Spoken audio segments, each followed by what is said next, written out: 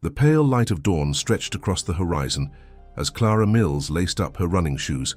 At 38, she had the lean physique of someone who had made exercise part of her daily ritual. Her dark hair was pulled back in a practical ponytail, and her face, though relatively unlined, bore the serious expression of someone who had spent years making quick, life-altering decisions in emergency rooms. As a nurse at Mercy Regional Medical Center in Durango, Colorado, Clara had witnessed the fragility of human life, yet she maintained an unshakable faith in her own physical capabilities. Each morning, while most of her neighbors slept, she stepped out into the quiet world, believing that her vigilance and preparation would protect her from whatever dangers might lurk in the wilderness surrounding her small cabin near the San Juan Mountains. The morning air felt crisp against her skin as she stretched her arms above her head, breathing deeply to fill her lungs with the pine-scented air. Clara loved this time of day, before the world fully awakened, when she could imagine herself alone in the vastness of nature. She had moved to this remote area 3 years ago, seeking solace after her divorce. The small cabin, perched on the edge of the wilderness, had become her sanctuary. Her ex-husband, Mark, had never understood her need for solitude, her desire to disconnect from the constant buzz of urban life. They had been city people in Denver, but after 15 years of marriage, Clara had realized that they wanted fundamentally different things. Mark craved connection, parties, social engagements, the constant hum of human interaction, while Clara increasingly yearned for silence and space. "See you in an hour," she murmured to Jasper, her grey tabby cat who watched lazily from the windowsill. Clara adjusted the small pack around her waist, checking that she had the essentials: her phone, a small first aid kit, a bottle of water, and a canister of bear spray. Though she had never had to use the spray, she carried it faithfully on every run. In her 3 years living at the edge of the wilderness, she had spotted bears on several occasions, always at a distance. She remembered her first sighting, a black bear ambling through the meadow behind her cabin, paying no attention to her as it foraged for berries. The sight had filled her with both awe and trepidation, a reminder that she had chosen to live in a world where humans were not the only predators. Clara stepped onto the dirt trail that wound behind her cabin and into the forest. The path was familiar, one she had traversed hundreds of times. It climbed gradually through pine forest before opening onto a series of breathtaking vistas of the San Juan Range. On clear mornings like this, the mountains appeared almost otherworldly, their jagged peaks catching the first rays of sunlight. Clara settled into her rhythm, her footfalls creating a steady cadence against the packed earth. She focused on her breathing, the way her lungs expanded and contracted, the slight burn in her muscles as she tackled the incline. The forest was eerily quiet this morning. Usually, Clara's runs were accompanied by the chatter of birds or the occasional rustle of small animals in the underbrush. Today, however, the woods seemed to be holding their breath. Clara felt a flicker of unease but pushed it aside. She had spent enough time in nature to know that the forest had its own rhythms, its own moods. Sometimes the wildlife simply chose to remain hidden. As she rounded a bend in the trail, Clara caught a glimpse of movement ahead. She slowed her pace, squinting to make out the shape in the dim light. Her heart stuttered as the silhouette resolved into the unmistakable form of a black bear. It was much closer than any bear she had encountered before, perhaps 50 yards ahead, partially obscured by the underbrush alongside the trail. Clara froze, her mind racing through the bear safety protocols she had memorized when she first moved to the area. Make yourself look big, make noise, back away slowly, never run. "Hey, bear," she called out, her voice sounding thin and uncertain in the quiet forest. The bear's head swung toward her, its small ears perked in attention. It was a medium-sized black bear, its fur glossy in the early light. Clara slowly raised, her arms above her head, trying to appear larger than her 5'6" frame. "I'm just passing through," she continued, the absurdity of addressing the animal not lost on her despite her fear. "No need to worry about me." The bear regarded her with what seemed like curiosity rather than aggression. It made no move toward her, which Clara took as a positive sign. Still, she began to back away slowly, maintaining eye contact with the animal. Her hand crept toward the bear spray attached to her waist pack, but she hesitated to remove it. The bear seemed calm, and she knew that using the spray unnecessarily could provoke an attack, rather than prevent one. Clara had backed up perhaps 20 feet when her heel caught on an exposed root. She stumbled, catching herself before she fell, but the sudden movement seemed to trigger something in the bear. It dropped onto all fours and began to move in her direction, not charging but advancing with purpose. Clara's heart hammered against her ribs as she fumbled for the bear spray, her fingers clumsy with adrenaline. "Stay back!" she shouted, her voice stronger now, fueled by fear. The bear continued its approach, covering ground with surprising speed. Clara finally managed to remove the canister of spray from its holster, but in her haste, she struggled with the safety mechanism. By the time she had it ready, the bear was uncomfortably close, perhaps 15 feet away, and closing. Clara aimed the canister and pressed the trigger, but a slight breeze caught the spray, carrying much of it away from its intended target. Some of the irritant reached the bear, causing it to flinch and shake its head, but it wasn't enough to deter the animal completely.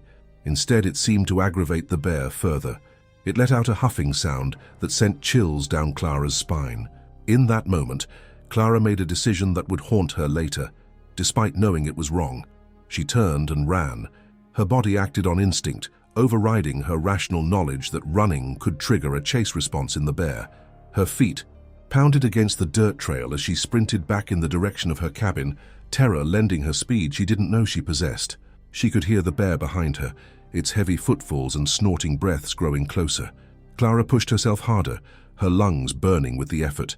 The trail narrowed ahead, winding between two large boulders. If she could make it through that gap, maybe she could find a tree to climb or some other means of escape. She was mere steps from the boulders when she felt it, an explosive pain across her back as the bear's claws tore through her running jacket and into her skin. The force of the blow sent her sprawling forward onto the trail. Clara rolled onto her back instinctively, knowing that she needed to protect her vital organs. The bear loomed over her, its dark eyes inscrutable, its breath hot and rank against her face. Clara had heard that playing dead was the recommended strategy for grisly attacks, but with black bears, fighting back was often advised. In this moment, however, she found herself paralyzed, unable to do either. The bear swiped at her again, its paw catching her shoulder, the claws leaving burning trails of pain. Clara cried out, the sound startlingly loud in the quiet forest. She raised her arms to shield her face, expecting the next blow to come at any moment.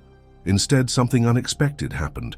A sudden crash in the underbrush nearby caused the bear to freeze, its attention diverted. Clara couldn't see what had caused the noise, perhaps a deer or some other animal startled by the commotion. Whatever it was, it gave her a moment's reprieve. The bear looked back at Clara, then toward the source of the noise, seeming to calculate its options. To Clara's immense relief, after what felt like an eternity, but was likely only seconds, the bear turned away from her and lumbered into the forest. It moved unhurriedly, occasionally glancing back as if to ensure she wasn't following, before disappearing into the thick underbrush.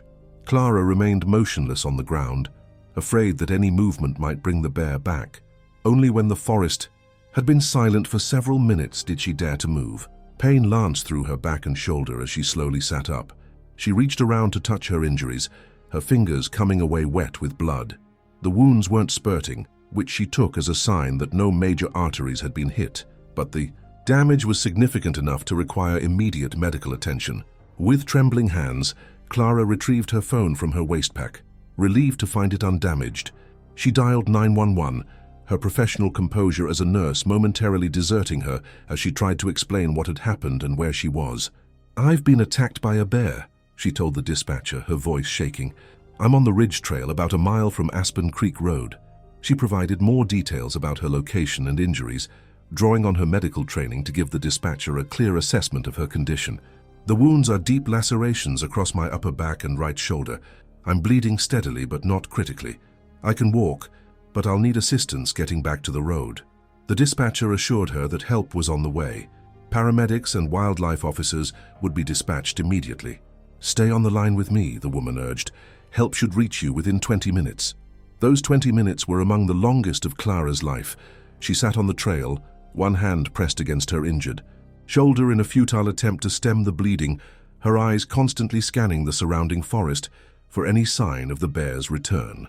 The pain, initially sharp and immediate, had settled into a deep, throbbing ache that radiated across her back. Clara tried to focus on her breathing, using the techniques she often suggested to patients in distress. Inhale for 4 counts, hold for 7, exhale for 8. The rhythm helped to calm her racing heart, though it did little for the pain. She found herself oddly detached, observing her situation as if from a distance. The nurse in her took inventory.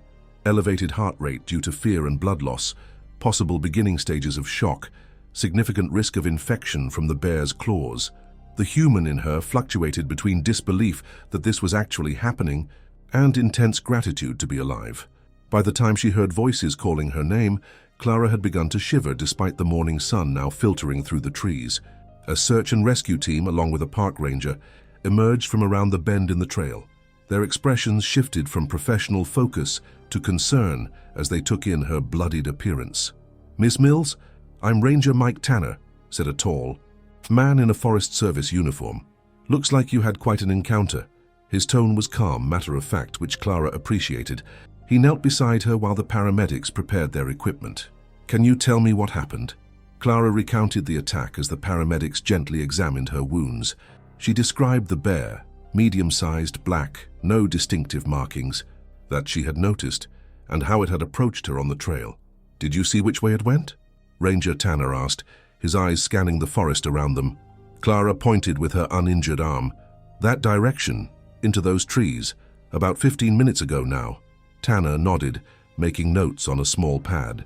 "We'll track it once we get you." "Taken care of. Black bear attacks are rare around here, especially unprovoked ones. This one might be sick or injured, which could explain the aggressive behavior." The paramedics had finished their initial assessment and were preparing to move. Clara, they had applied pressure bandages to her wounds and started an IV to replace fluids and administer pain medication. "We need to get her to the hospital," one of them told Ranger Tanner. "These wounds require surgical cleaning and possibly repair." Clara felt herself being carefully lifted onto a stretcher. The movement sent fresh waves of pain through her. Injuries, causing her to grit her teeth to prevent herself from crying out. The stretcher was secured, and the team began the careful process of carrying her back down the trail toward the waiting ambulance. As they moved, Clara found herself looking back at the spot where the attack had occurred. There was something surreal about seeing her own blood staining the dirt of the familiar trail.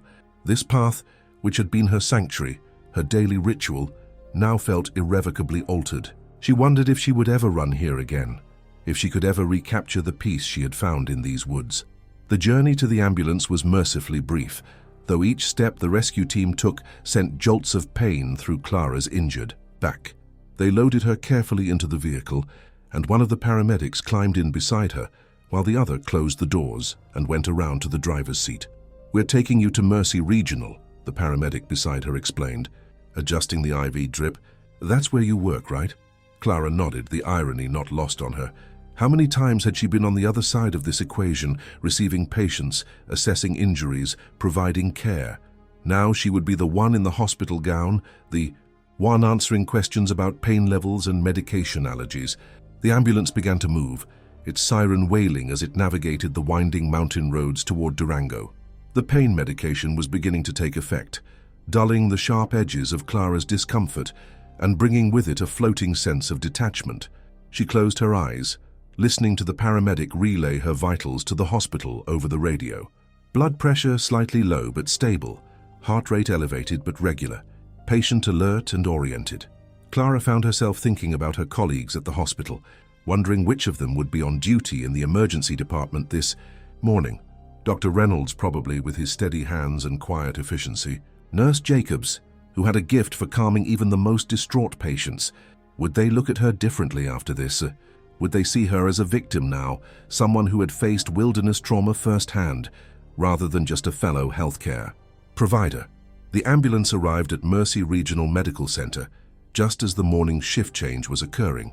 Clara was wheeled through familiar corridors that now looked strange from her horizontal perspective. She caught glimpses of shocked recognition on the faces of colleagues as she passed. Word of her arrival had preceded her, and Dr. Alicia Chen, one of the hospital's best trauma surgeons, was waiting in the treatment room. "Clara?" Dr. Chen said, her professional demeanor tinged with personal concern. "Let's get you taken care of." She turned to the team of nurses and residents surrounding the bed. "I want a complete set of vitals, blood work including CBC and coagulation studies, and tetanus status. Let's get these wounds cleaned and assessed immediately. Clara surrendered to their care, answering questions automatically when asked, following instructions to turn or move as needed. The familiarity of the process was oddly comforting, even as she experienced it from the patient's perspective. The wounds on her back and shoulder were photographed, measured, and examined. Dr. Chen explained that they would need to thoroughly clean and debride the lacerations to prevent infection. Bear claws harbor a significant amount of bacteria, she told Clara. We'll need to be aggressive with cleaning and antibiotics. Some of these lacerations are deep enough to require suturing, and you may have some muscle damage in your shoulder that we'll need to repair. Clara nodded, understanding all too well the risks of wound infection. Whatever you need to do, she said, her voice steadier than she felt. The procedure itself was a blur of sensations, the cold antiseptic on her skin, the deeper cold of local anesthetic, the strange tugging pressure as Dr. Chen repaired the damaged tissue. Clara was given sedation to help her remain still during the prolonged procedure, leaving her in a twilight state where she was aware of what was happening but detached from the pain and details. Hours later, she awoke in a hospital room, the familiar beep of monitors, and the antiseptic smell of the hospital surrounding her. Her back and shoulder were heavily bandaged, and an IV in her arm delivered antibiotics and pain medication. The afternoon sun slanted through the window blinds, casting striped shadows across the foot of her bed. A knock on the door preceded the entrance of Dr. Chen, who smiled when she saw that Clara was awake. "How are you feeling?" "Like I lost an argument with a bear," Clara replied, attempting humor despite the dull ache that permeated her upper body. Dr. Chen's smile widened slightly. "Well, you're not wrong." She approached the bed and checked the monitors before continuing. "The good news is that despite the dramatic appearance of your injuries, there was no significant damage to deep structures. The lacerations were mostly through skin and subcutaneous tissue, with minor muscle involvement in your shoulder. We've repaired everything, but you're going to have some impressive scars." Clara nodded, relieved that the injuries weren't worse. "What about infection risk?" "We've cleaned the wounds thoroughly and started you on broad-spectrum antibiotics. We'll be monitoring you closely for any signs of infection over the next few days. Bear attack wounds have a high infection rate, as you know, but we're being proactive." Dr. Chen made a few notes in Clara's chart before continuing. "There's a wildlife officer waiting to speak with you when you feel up to it, and apparently a local reporter has been calling as well, though I've told the front desk not to put any calls through without your permission." Clara sighed, the reality of her situation settling more firmly upon her. Of course, there would be interest in her story. Bear attacks were rare, especially in this region, and her status as a local healthcare worker would add human interest to the story. She wasn't sure she was ready to rehash the attack for public consumption, but she understood the importance of reporting it to the wildlife authorities. "I'll talk to the wildlife officer," she decided. "The reporter can wait." Dr. Chen nodded approvingly. "I'll send the officer in, but only for a short conversation. You need rest more than anything right now." After Dr. Chen left, Clara had a few minutes to collect her thoughts before another knock came at the door. A woman in a Colorado Parks and Wildlife uniform entered, introducing herself as Officer Sarah Rodriguez. "Ms. Mills, I'm glad to see you're awake," Officer Rodriguez said, pulling a chair up beside the bed. "I know you've been through a lot today, but if you feel up to it, I'd like to get some details about the attack, while they're still fresh in your mind." Clara recounted the morning's events once more, trying to be as precise as possible about the location, the bear's behavior, and the sequence of the attack. Officer Rodriguez listened attentively, occasionally making notes or asking clarifying questions. "Based on your description, this sounds like a defensive attack rather than a predatory one," she explained when Clara had finished. "The bear likely felt threatened or surprised by your presence. You said you made noise when you first saw it?" Clara nodded. "I called out and tried to make myself look bigger, just like all the safety materials advise." "You did the right things," Officer Rodriguez assured her. "Unfortunately, sometimes even with proper precautions, these encounters can turn dangerous. We've had increased bear activity in that area recently, possibly due to the dry summer affecting their food sources. They're venturing closer to human habitation in search of food." The officer explained that a team had been dispatched to the attack site to search for the bear. "If we locate it, We'll have to make an assessment about whether it poses an ongoing threat to public safety. In some cases, bears that have attacked humans have to be euthanized. Clara felt a surprising pang at this news. Despite her injuries, she couldn't help but feel that the bear had simply been acting according to its nature. It hadn't stalked her or treated her as prey. It had reacted to a perceived threat in the only way it knew how. "Is that really necessary?" she asked. It seemed more scared than aggressive. Officer Rodriguez's expression was sympathetic but firm. "It's a complex decision. We have to consider public safety first, but we also take into account the circumstances of the attack, the bear's behavior, and whether it's shown previous aggression toward humans. Not all bears that attack are automatically destroyed, contrary to what many people believe." She stood, tucking her notebook into her pocket. "We'll keep you updated on the situation. In the meantime, is there anyone we can contact for you? Family or friends who should know what happened?" Clara considered the question.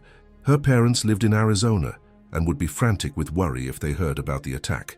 Her ex-husband, Mark, would probably use the incident as further evidence that her choice to live near the wilderness had been foolhardy. Her closest friend in Durango, Elena, would likely drop everything to be by her side. But she was in the middle of a chaotic kitchen renovation.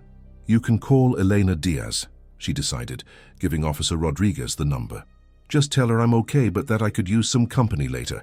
After the officer left, Clara was left alone with her thoughts and the steady rhythm of the monitors. The pain medication kept the worst of the discomfort at bay, but it couldn't touch the emotional turmoil brewing beneath the surface. The attack replayed in her mind, the bear's dark eyes, the crushing weight of its paw, the helplessness she had felt pinned beneath it. She shuddered, causing a sharp twinge from her injured shoulder. How quickly life could change, she reflected. This morning, she had been an independent woman embarking on her usual run, confident in her understanding of and place within the natural world. Now she was a patient, dependent on others for care, her sense of security shattered by a few moments of violence. Would she ever feel safe in the woods again? Would she be able to return to her cabin, knowing that the bear or others like it roamed the surrounding forest? These questions circled in her mind as exhaustion pulled her towards sleep. Her last conscious thought was of the bear, wondering where it was now, whether it too was marked by their encounter, or if it had already forgotten the human it had briefly regarded as a threat. Clara awoke to the sound of hushed voices. Opening her eyes, she saw Elena sitting beside her bed, speaking quietly with a nurse who was checking the IV. "Hey, there she is," Elena said, noticing that Clara was awake. "How are you feeling, warrior woman?" Clara attempted a smile, which felt more like a grimace. "I've been better." The nurse, whom Clara recognized as Denny from the orthopedic floor, finished with the IV and made a note in her chart. "Dr. Chen will be by in about an hour to check your dressings. Your vitals are looking good, and you haven't developed a fever, which is a positive sign." After Denny left, Eleanor leaned forward, her expression a mixture of concern and disbelief. "A bear attack, Clara? Seriously? When the wildlife officer called, I thought it must be some kind of mistake. Things like this don't happen to real people, especially not to sensible nurses who carry bear spray." "Apparently they do," Clara replied, shifting uncomfortably in the bed. "The spray didn't work as well as advertised. Or maybe I used it wrong. I don't know." Elena reached out to squeeze her hand. "Well, you're alive, which is what matters, though I have to say you look like hell." This elicited a genuine laugh from Clara, followed immediately by a wince as the movement pulled at her stitches. "Thanks for the honesty, and for coming." Of course I came.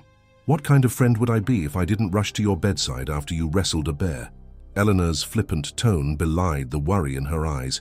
"Seriously, though, you scared me. When the officer explained what happened, Clara, you could have been killed." The gravity of this statement hung between them. Clara had been so focused on the immediate reality of her injuries that she hadn't fully processed how close she had come to death. If the bear had gone for her throat instead of her back, if some random noise hadn't distracted it at that crucial moment, if help hadn't arrived so quickly, any number of small factors could have resulted in a fatal outcome. "I know," she said finally, her voice barely above a whisper. "Trust me, I know." Elena seemed to sense Clara's need to change the subject. "So you're the talk of the town now, you know. Everyone at the hospital is buzzing about it, and it's already made the local news. Local nurse survives bear attack in San Juan wilderness. You're practically a celebrity, Clara groaned. That's exactly what I don't want. I just want to recover and go home. Speaking of home, Eleanor said carefully, have you thought about what you're going to do when you're discharged? You live alone in the woods, Clara. With injuries like these, you're going to need help, at least for a few days. It was a valid point, one that Clara had been avoiding. Her cabin, which had always represented independence and solitude, now presented a series of logistical challenges.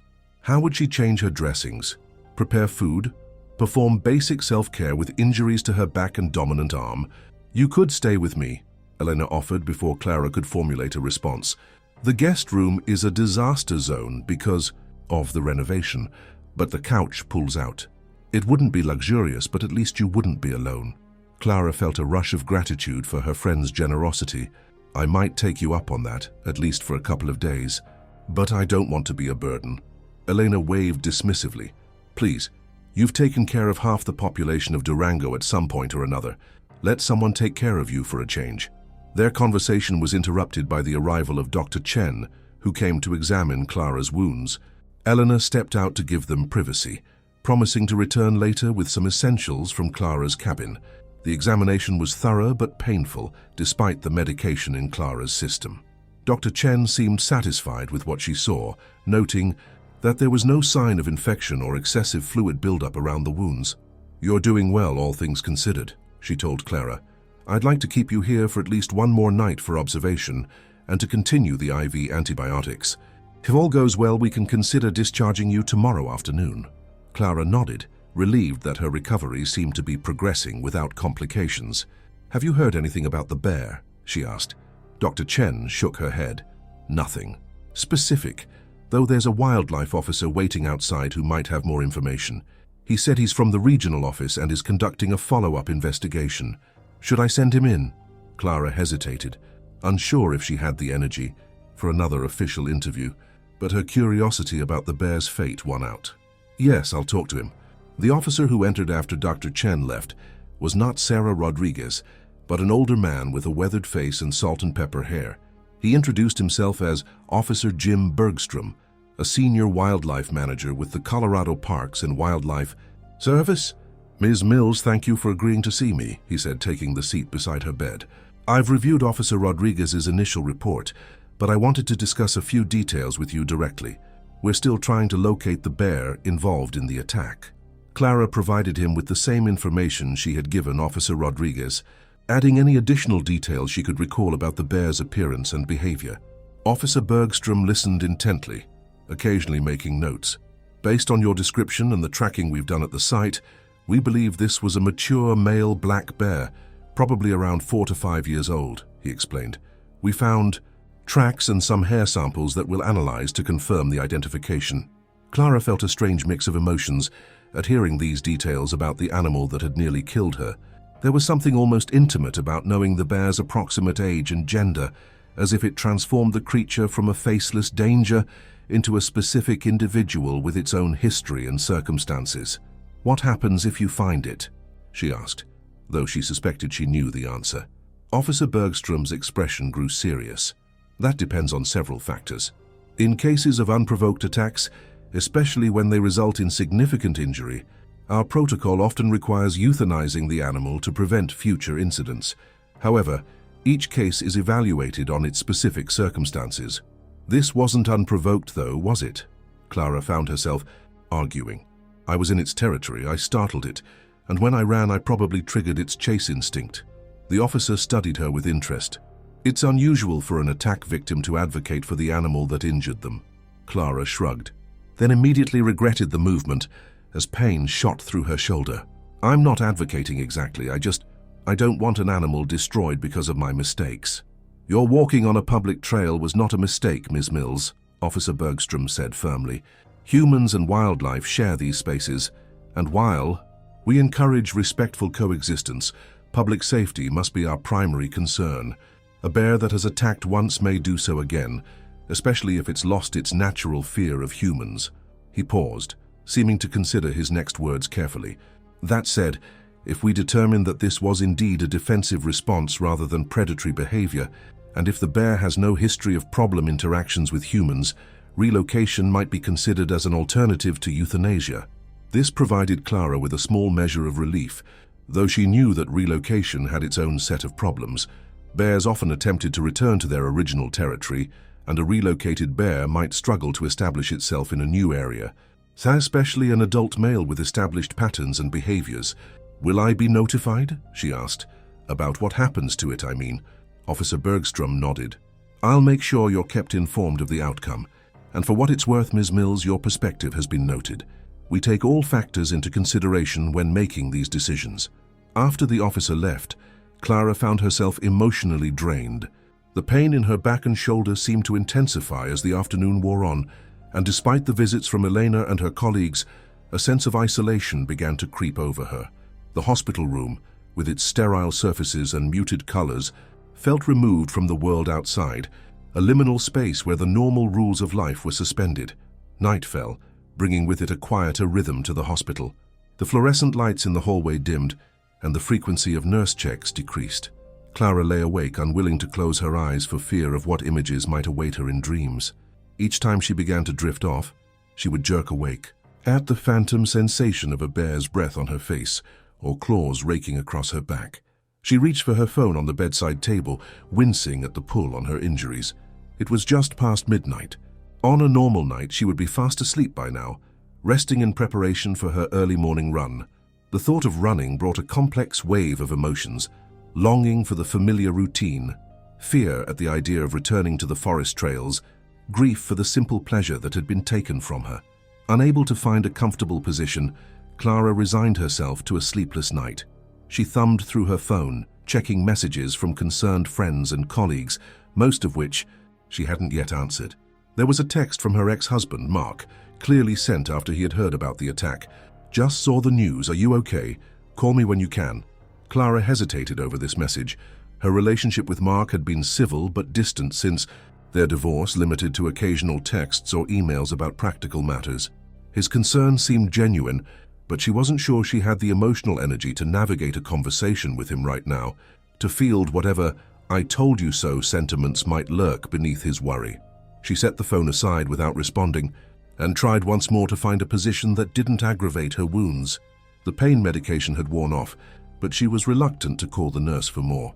As a healthcare provider herself, Clara was all too aware of the risks of opioid dependency, especially when pain was compounded by trauma and anxiety. Instead, she attempted to use the mindfulness techniques she often recommended to patients, focusing on her breath, acknowledging her pain without allowing it to consume her attention, grounding herself in the present moment rather than spiraling into fears about the future or replaying the trauma of the past. It helped marginally. The night stretched on, punctuated by the distant sounds of the hospital, the squeak of rubber-soled shoes on linoleum, the muted ping of monitor alerts, the occasional murmur of voices at the nurse's station. Clara drifted in and out of a light doze, never fully surrendering to sleep, but finding brief periods of respite from the pain and worry that plagued her waking thoughts.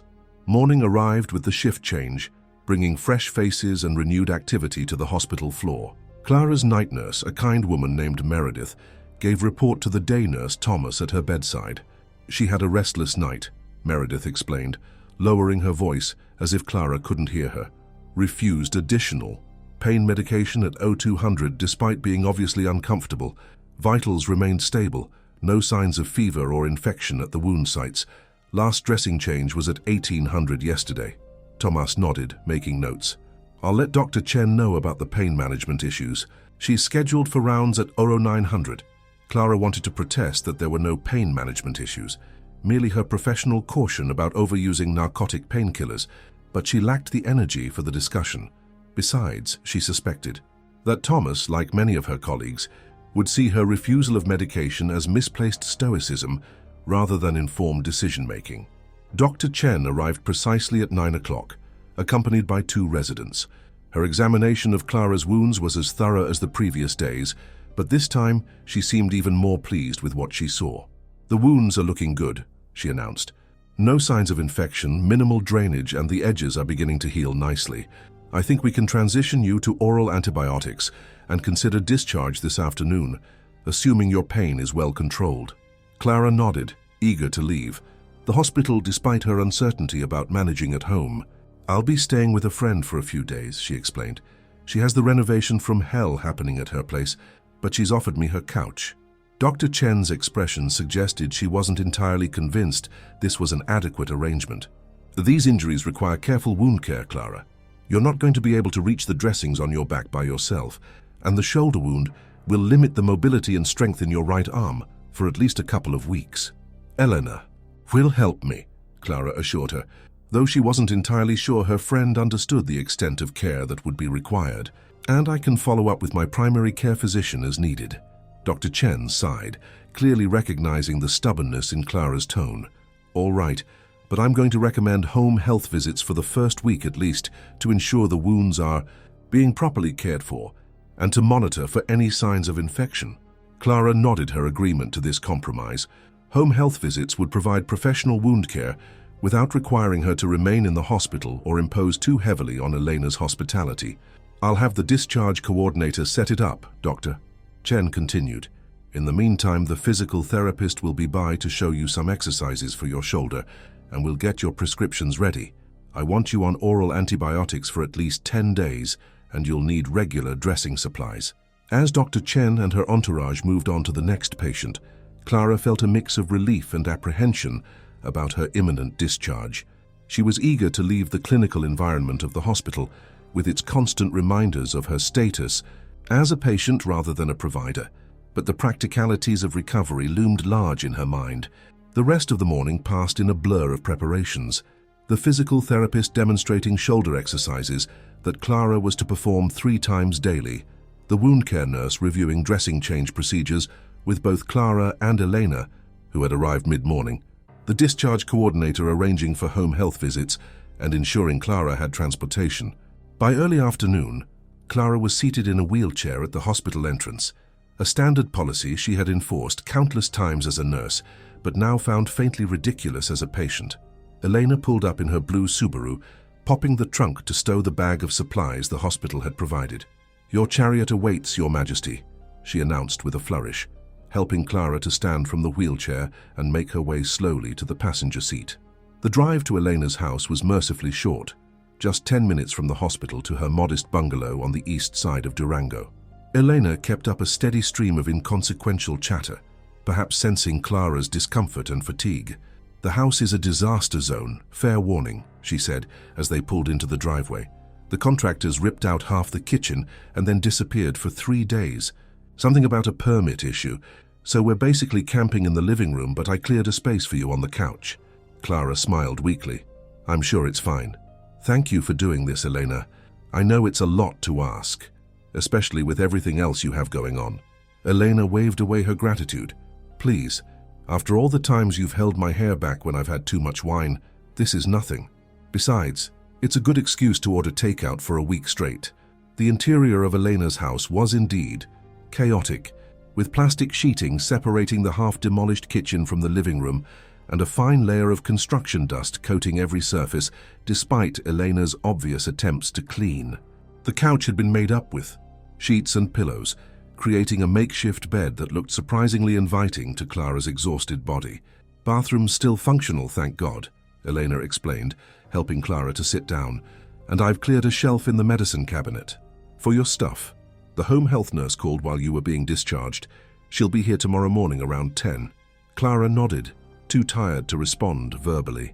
The journey from the hospital, brief as it had been, had drained what little energy she had accumulated during her restless night. The pain in her back and shoulder, which had been bearable with the hospital's carefully timed medication schedule, was intensifying now that she was moving around more. Elena seemed to notice Clara's discomfort. "When did you last take your pain meds?" "Just before discharge," Clara replied. "Around 1 o'clock. Elena checked her watch. "So you're due for another dose soon. Where are they? In your bag?" Clara directed Elena to the prescription bottles in her discharge bag, grateful for her friend's matter-of-fact approach. Elena brought her the medication along with a glass of water, then settled into the armchair opposite the couch. "So," she said after Clara had taken the pills, "want to talk about it? The attack, I mean. Or would you rather just rest?"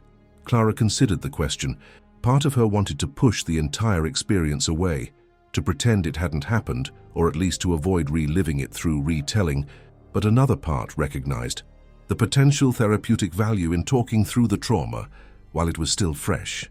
"I keep thinking about the bear," she admitted. "Not just the attack itself, but what will happen to it. The wildlife officer said they might have to euthanize it if they find it." Eleanor's eyebrows rose slightly. "And that bothers you?" "Clara, it nearly killed you. I know, but it was just acting according to its nature, you know? It perceived a threat and responded. It's not like it was hunting me or deliberately seeking out humans to attack." "That's very enlightened of you," Elena said, her tone suggesting she thought it was anything but. "If it were me, I'd want the thing turned into a rug."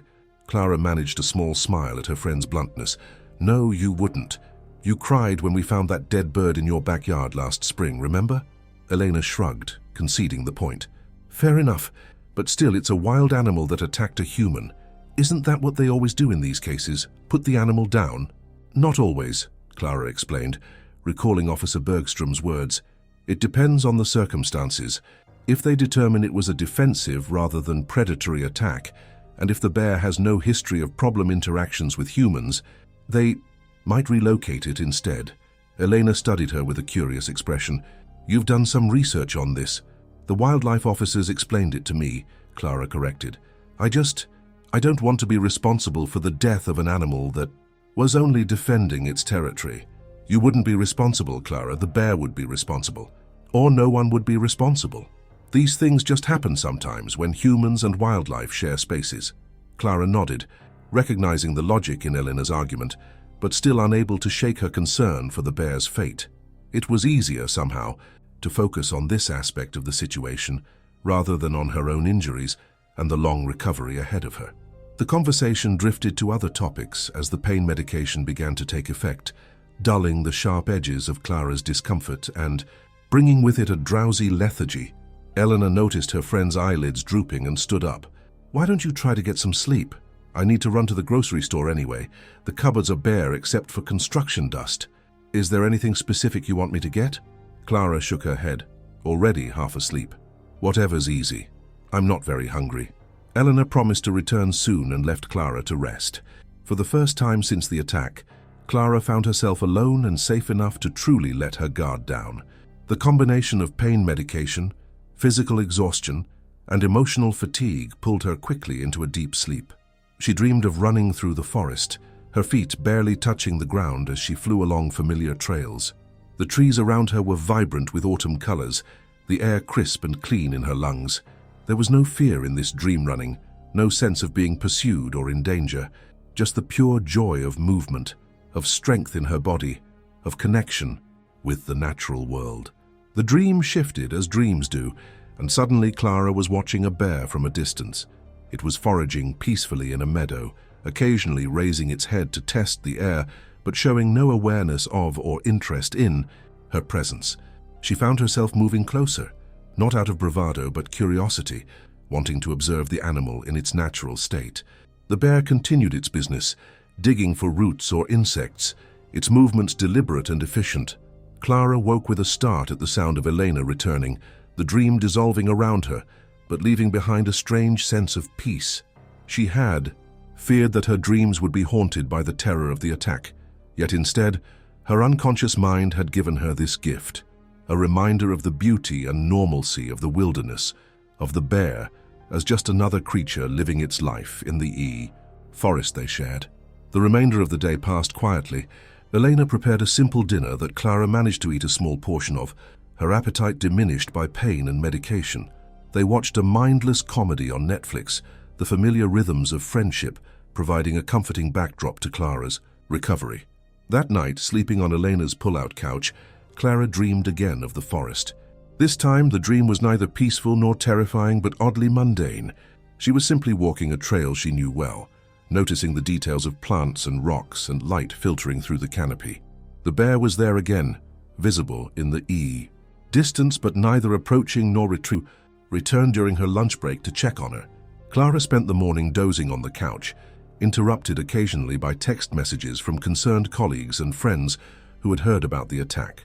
She responded to some, ignored others, and found herself unexpectedly touched by a detailed message from Dr. Chen asking about her pain levels and wound care.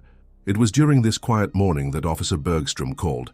Clara had almost forgotten that she had given him her cell number, and she answered with a mixture of curiosity and trepidation. "Ms. Mills, I'm calling with an update on the bear situation," he said, after confirming she was able to talk. "We believe we've identified the animal involved in your attack. It's a male black bear, approximately 5 years old, that has been fitted with a tracking collar as part of a regional study on bear movement patterns."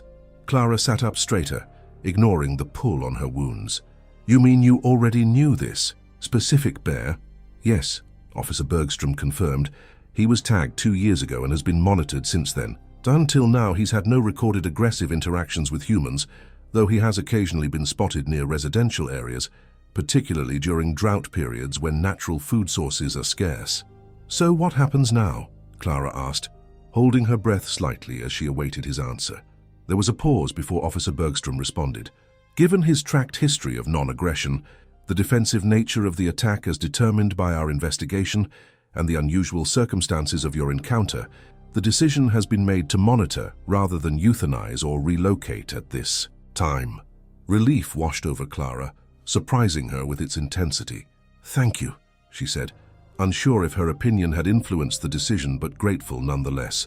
"Don't thank me yet," the officer cautioned. "The bear will remain under close observation. If there are any further incidents, or if he shows increased habituation to humans, more drastic measures may become necessary. And we've issued a temporary closure of the trail where the attack occurred, along with warnings for surrounding areas. Public safety remains our primary concern." After the call ended, Clara sat with her thoughts, processing this new information. The bear had a history, a documented existence beyond their brief violent encounter. It had been studied, tracked, observed by humans who knew its patterns and behaviors. Somehow this made the attack seem less random, less like a momentary collision between two worlds, and more like an unfortunate intersection of established paths. The temporary trail closure was appropriate, she thought, but she hoped it wouldn't be extended unnecessarily. The wilderness needed to remain accessible, even with its inherent risks. That balance between human access and wildlife protection, between reasonable caution and paralyzing fear, seemed more important to her now than ever before. The day passed slowly, with Elena returning at lunch as promised to help Clara change positions and take her medication. By the time evening arrived, Clara was restless, tired of the couch and the limitations of her injuries. "I think I want to try going home tomorrow," she announced as they finished a dinner of takeout Thai food. "Not to be ungrateful for your hospitality, but my house is a construction zone and the couch is killing your back," Elena finished for her. "I get it, but Clara, are you sure? It's only been 2 days since the attack, and your cabin is, well, it's isolated." Clara nodded, understanding her friend's concern. "I know, but the home health nurse can still visit me there, and honestly, I think I'll heal better in my own space. Plus, I need to check on Jasper. The neighbor's been feeding him, but he's probably wondering where I am." Eleanor sighed, recognizing Clara's determination. "At least let me stay with you for a couple of nights. The contractors aren't coming back until Monday anyway, so it's not like I'm missing anything here." Clara agreed to this compromise, grateful for her friend's support, but increasingly certain that returning to her cabin, returning to the edge of the wilderness where the attack had occurred, was a necessary step in her recovery. Not just the physical healing of her wounds, but the mental and emotional processing of what had happened. She needed to confront the fear directly, to reclaim her space and her relationship with the natural world that had always been so important to her. The next morning, Brenda, the home health nurse, arrived for Clara's daily wound check and approved the plan to return to the cabin, with the caveat that Clara must have someone staying with her for at least the next few days to assist with wound care and daily activities. Eleanor volunteered as agreed, and by noon they were in Elena's Subaru, headed toward Clara's cabin with a back seat full of groceries, medical supplies, and Elena's overnight bag. As they drove out of Durango and into the more rural areas surrounding the city, Clara felt a growing tension in her body. The landscape became increasingly familiar. The winding road that led to her neighborhood, the turn onto the gravel driveway, the scattered pines that surrounded her small cabin. This was the route she took every day. coming and going from work, from errands, from social engagements. Yet now it felt different, laden with new meaning and memory. "You okay?" Eleanor asked, noticing Clara's silence as they approached the cabin. Clara nodded, unable to put into words the complex emotions stirring within her. Fear, yes, but also a fierce desire to reclaim this place, to not allow one traumatic event to poison her relationship with the home and lifestyle she had chosen. The cabin looked exactly as she had left it that fateful morning, just 3 days ago, though it felt like a lifetime. Her running shoes still sat by the door where she had kicked them off after her previous run. Mail had accumulated in the box at the end of the driveway, which Elena collected before helping Clara inside. Jasper greeted them with typical feline indifference, rubbing against Clara's legs before sauntering away to his favorite spot on the windowsill. The neighbor, Mrs. Hodgson, had clearly been taking good care of him. His water and food bowls were clean and full. Clara moved slowly through the familiar space, reacquainting herself with her home while navigating the limitations of her injuries. Everything was exactly as she remembered it, yet somehow altered by her new perspective. The large windows that she had always loved for their views of the surrounding forest now seemed vulnerable, the illusion of separation between inside and outside suddenly more tenuous. "I'll put these groceries away," Elena said, sensing Clara's need for a moment alone. "Why don't you rest for a bit? The doctor said not to overdo it." Clara nodded gratefully and made her way to the bedroom. Her bed, with its handmade quilt and pile of pillows, was a welcome sight after the hospital bed and Elena's pull-out couch. She sat carefully on the edge, mindful of her wounds, and gazed out the window at the tree line beyond her small yard. The forest was beautiful in the early afternoon light, the pines dark against the clear blue sky. Clara tried to reconcile this peaceful image with the fear that now accompanied it in her mind. The rational part of her knew that bear attacks were extremely rare, that her encounter had been an unfortunate anomaly rather than an indication of constant danger.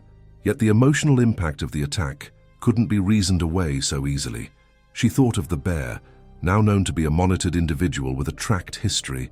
Was it out there now, perhaps visible from this very window, if she only knew where to look? The idea was both unsettling and oddly comforting. The wilderness was not an anonymous threat, but a complex ecosystem of individual creatures, each with their own patterns and behaviors, their own lives intersecting briefly with human ones. Clara's contemplation was interrupted by a knock at the front door. Elena called out that she would answer it, and moments later, Clara heard the familiar voice of Mrs. Hodgson, her 70-something neighbor whose cabin was the closest to Clara's, though still a good quarter-mile away. "I saw the car and thought I'd come check on our patient," Mrs. Hodgson was saying as Clara made her way back to the living room. "The whole neighborhood's been talking about what happened. Such a frightening thing." Clara greeted her neighbor with a tired smile.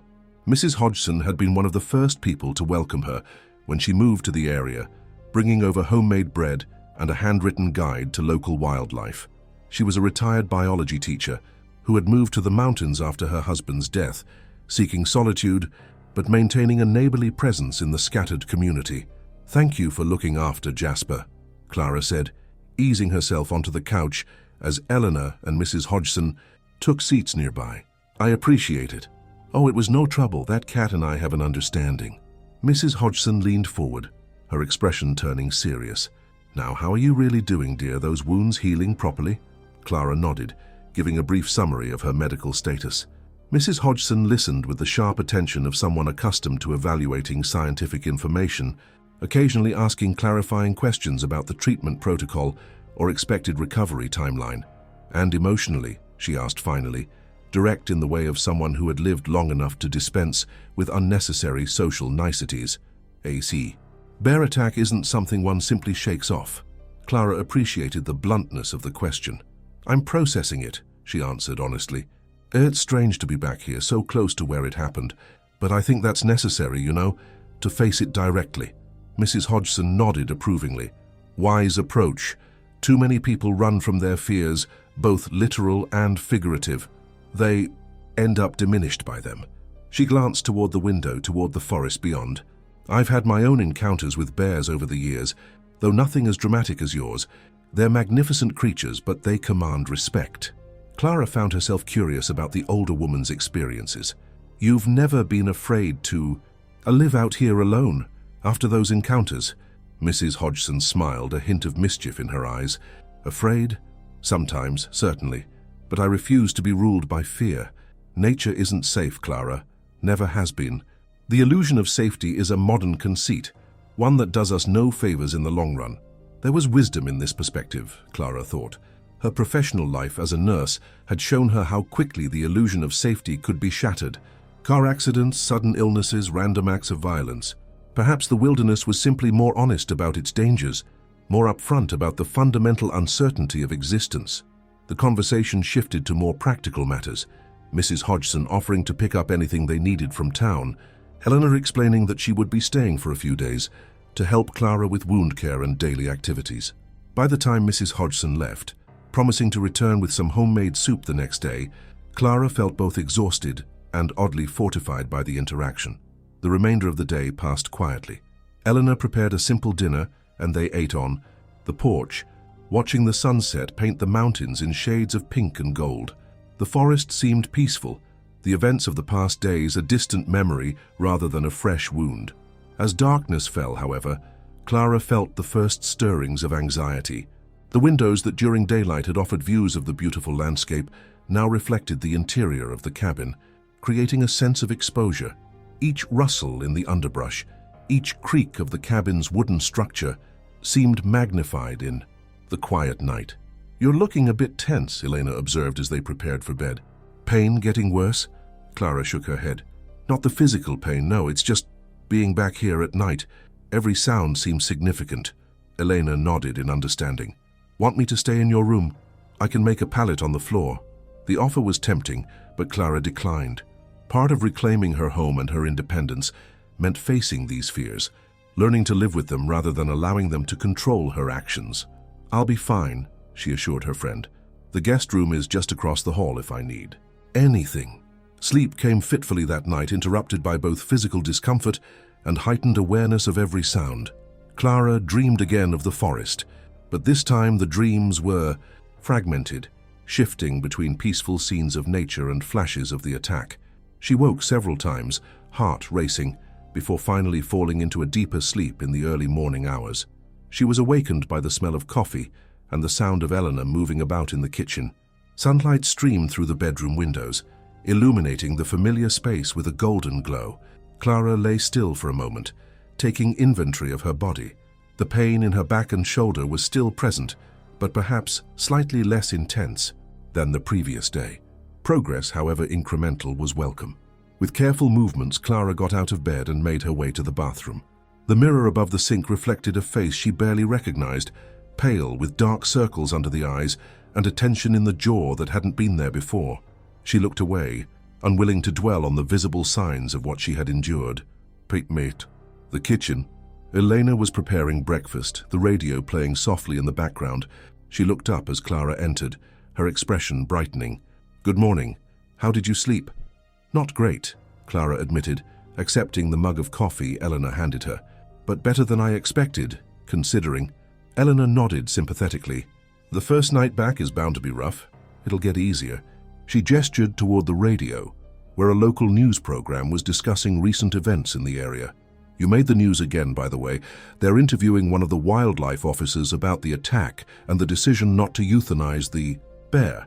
Clara listened with growing interest as Officer Rodriguez's voice came through the speakers, explaining the factors that had influenced the decision: the bear's previously non-aggressive history, the defensive rather than predatory nature of the attack, and the department's commitment to balancing public safety with wildlife conservation goals. "The trail where the attack occurred remains temporarily closed," Officer Rodriguez concluded, "and we urge all visitors to the area to exercise caution, carry bear spray, and familiarize themselves with proper bear safety protocols. But we believe that with appropriate precautions, humans and wildlife can continue to coexist in these shared spaces." Clara felt a surge of gratitude for this measured approach, this refusal to resort to easy solutions that might appease public fear at the expense of wildlife. It resonated with her own emerging perspective on the attack, that it was neither the bear's fault nor hers, but simply an unfortunate intersection of paths, a risk inherent in the choice to live alongside wilderness. Breakfast was interrupted by the arrival of Brenda, the home health nurse, for Clara's daily wound check.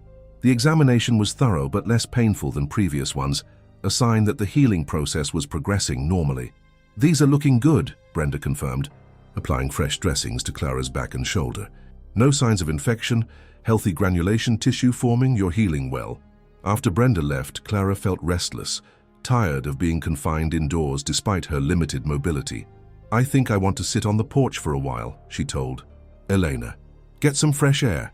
Elena helped her settle into one of the Adirondack chairs on the small porch that faced the forest. The day was perfect. Warm sun, cool breeze, a few wispy clouds in the otherwise clear blue sky. From this vantage point, Clara could see the trailhead where she had begun her fateful run just a few days before. It was marked now with a temporary sign indicating the trail closure, a reminder of what had occurred there.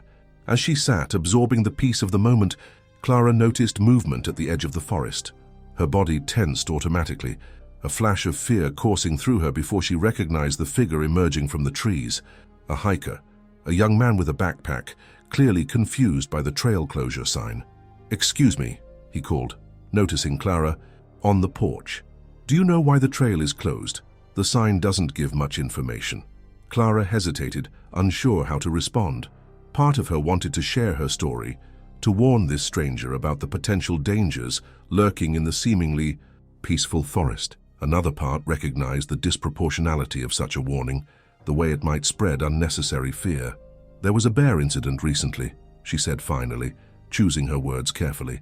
"The Wildlife Service is monitoring the situation." Hiker's expression shifted from confusion to interest. "A bear attack? Was anyone hurt?" "Yes," Clara replied simply, not volunteering that she had been the victim. "But the person is recovering." The young man seemed intrigued rather than frightened by this information. "Wow, that's intense. I knew there were bears around here, but you never really think about encountering one." He gestured toward an alternate trail that skirted the edge of Clara's. "Her property. Is that way still open? I was planning to hike up to the ridge." Clara nodded, explaining that only the specific trail where the attack had occurred was closed. As the hiker thanked her and continued on his way, she was struck by the normalcy of the interaction, the way life continued around the event that had so profoundly affected her. To this stranger, the bear attack was just an interesting anecdote, a brief disruption to his hiking plans, rather than a life-altering trauma. The TT day continued in a quiet rhythm of rest, medication, and gentle movement, as recommended by the physical therapist. Elena worked remotely from her laptop, periodically checking on Clara, but giving her space to process her return home. Mrs. Hodgson dropped by with the promised soup, staying for a brief visit during which she shared more of her own wilderness experiences, including a close encounter with a mountain lion that had left her with a healthy respect for the predator, but no diminished love for her forest home. As evening approached, Clara found herself drawn again to the porch, to the view of the forest as the shadows lengthened and the light took on the golden quality of late afternoon. Elena joined her, bringing cups of tea and sitting in companionable silence as they watched the day's end. "What are you thinking about?" Elena asked finally, noticing Clara's contemplative expression. Clara considered the question, trying to articulate the complex emotions that had been evolving since her return home. "I'm thinking about fear," she said slowly, "about how powerful it is, how it can reshape your entire relationship with a place or an experience." Elena nodded, waiting for her to continue. "I've always loved these woods," Clara went on. "They've been my sanctuary, my place of peace. Now there's this new element, this awareness of danger, of vulnerability. I'm trying to figure out how to integrate that without letting it overwhelm everything else." "That makes sense," Elena said. "It's like any relationship that's been tested, I guess. You have to find a new equilibrium." Clara smiled at the comparison. "Exactly. I don't want to be naive about the risks, but I also don't want to be defined by this one event, to let it rob me of something that's been fundamentally important to me." They fell silent again, watching as the first stars appeared in the darkening sky. Clara found herself thinking of the bear, wondering where it was at this moment, whether it too had been changed by their encounter, or if it had simply returned to its normal patterns, untroubled by human concepts like trauma and recovery. The next few days passed in a similar fashion. Quiet hours of rest and reflection, punctuated by visits from the home health nurse, brief interactions with neighbors or hikers passing by, and the gradual resumption of normal activities as Clara's strength returned. Elena stayed as promised, her presence a comfort during the nights when the forest sounds still triggered moments of anxiety for Clara. On the fourth day after her return home, Officer Bergstrom called again. Clara was sitting on the porch, attempting some of the gentle shoulder exercises the physical therapist had prescribed when her phone rang. "Ms. Mills," the officer greeted her. "I hope I'm not disturbing your recovery." "Not at all," Clara assured him. "How can I help you?" "I wanted to update you on the bear situation, as promised. We've been monitoring the animal closely since the attack, and I'm pleased to report that it has shown no further aggressive behavior. It's been maintaining a normal foraging pattern and staying well away from the more populated areas." Clara felt a rush of relief at this news. "That's good to hear. Based on these observations," Officer Bergstrom continued, "we're considering reopening the trail soon with appropriate warning signs in place. I wanted to get your thoughts on that, given your unique perspective on the situation." The question caught Clara off guard. As the victim of the attack, she might have been expected to advocate for continued closure, for maximum caution. Yet her evolving understanding of the event, as an unfortunate intersection rather than an indication of ongoing danger, led her to a different conclusion. "I think reopening the trail makes sense," she said after a moment's consideration. "With proper warnings, of course. People should be informed about what happened and reminded to take appropriate precautions, but they shouldn't be denied access to the wilderness indefinitely because of one incident." There was a note of approval in Officer Bergstrom's voice when he responded. "I appreciate your balanced perspective, Ms. Mills. It's not common." That evening, as she and Elena prepared dinner together, Clara's mobility improving enough to allow limited participation, she shared her conversation with Officer Bergstrom and her thoughts about the trail reopening. "You're sure that's what you want?" Elena asked, her concern evident. "Nobody would blame you if you wanted that trail closed permanently, you know." Clara shook her head. "Closing one trail doesn't make the forest safer. It just gives people a false sense of security, an illusion that the danger has been contained." She paused, considering her next words carefully. I think I want to be there when they reopen it." Elena's eyebrows shot up in surprise. "You want to go back to the exact spot where you were attacked?" "Clara, that seems necessary," Clara finished for her. "For me, at least. I need to see it. To experience that place again without the fear and pain of the attack coloring everything. Otherwise, it will always be this black hole in my experience of the forest. This place I avoid and fear." Elena studied her friend's face, seeming to gauge the seriousness of her intent. "Exposure therapy, basically." Clara nodded. "Something like that. Not to run again, not yet. Just to walk the trail, to reclaim it in some small way." "Then I'm coming with you," Elena declared, her tone leaving no room for argument. "When is this reopening happening?" "Tomorrow morning," Clara replied. "Officer Bergstrom said they're doing a small ceremony of sorts, installing new warning signs, giving a brief statement to the local press about bear safety and wilderness responsibility. Nothing elaborate, but a formal acknowledgement of the reopening." Elena seemed skeptical but supportive. "If you're sure this is what you need, then we'll do it. But at the first sign that it's too much, we turn around and come back, agreed?" Clara agreed, grateful for her friend's understanding and support. That night, she slept more soundly than she had since returning home, as if the decision to face the sight of her trauma directly had released some of the tension she had been carrying. Morning arrived clear and cool, a perfect early autumn day in the mountains. Clara dressed carefully, mindful of her still healing wounds, but determined to look capable and composed for the trail reopening. Elena watched with a mixture of concern and admiration as Clara prepared for their short walk to the trailhead. "You're sure about this?" she asked one final time as they stood on the porch, looking toward the forest where a small group had already gathered near the closure sign. Clara took a deep breath, feeling the pull of her healing wounds and the quickened pace of her heart. "I'm sure," she said, and took the first step off the porch. The walk to the trailhead was short but significant, each step bringing Clara closer to the psychological threshold she needed to cross. Officer Bergstrom noticed their approach and came to meet them, his expression a mixture of surprise and respect when he recognized Clara. "Ms. Mills," he greeted her. "I didn't expect to see you here today." Clara managed a small smile. I thought it was important to be present. This is my friend Eleanor, who's been helping with my recovery." Officer Bergstrom shook Elena's hand before turning back to Clara. "Your presence adds significant meaning to this reopening. Would you consider saying a few words to the small group here? Your perspective as both a local resident and someone who has experienced the risks of wilderness firsthand could be valuable." The request was unexpected, and Clara's initial instinct was to decline. She had come to witness to begin her own process of reclamation, not to become a public figure in the narrative of the attack. Yet as she considered the officer's words, she recognized the potential value in sharing her evolving understanding of what had happened. "All right," she agreed quietly, "but just briefly." The small ceremony was simple. Officer Bergstrom welcomed the gathered group, which consisted of a few other wildlife officers, some local residents including Mrs. Hodgson, and a reporter from the Durango Herald. He explained the circumstances of the attack, the decision-making process regarding the bear, and the new safety measures being implemented, including improved signage about bear presence and behavior.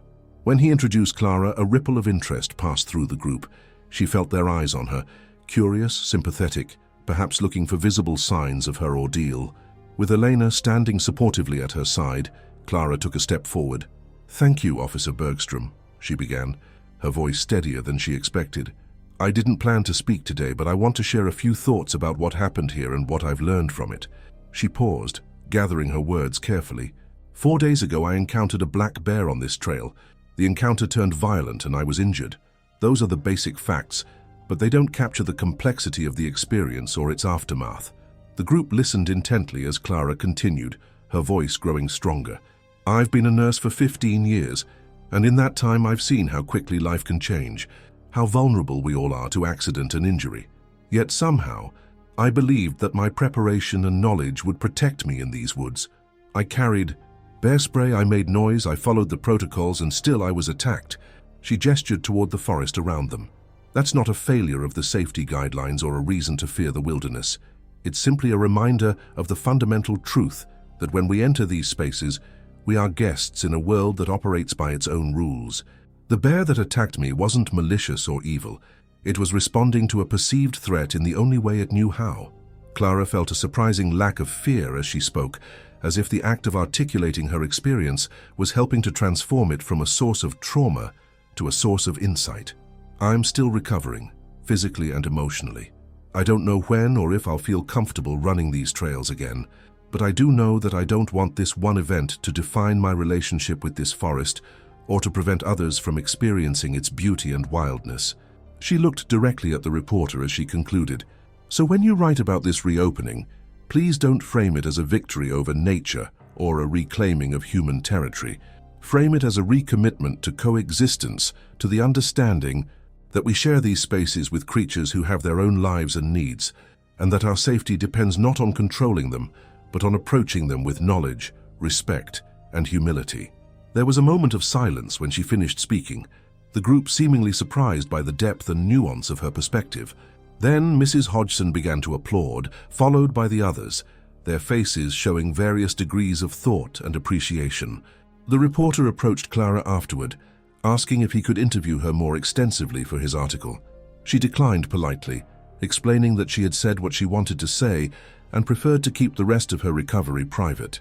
He seemed disappointed but respectful of her decision, turning instead to Officer Bergstrom for additional comments on the wildlife management aspects of the situation.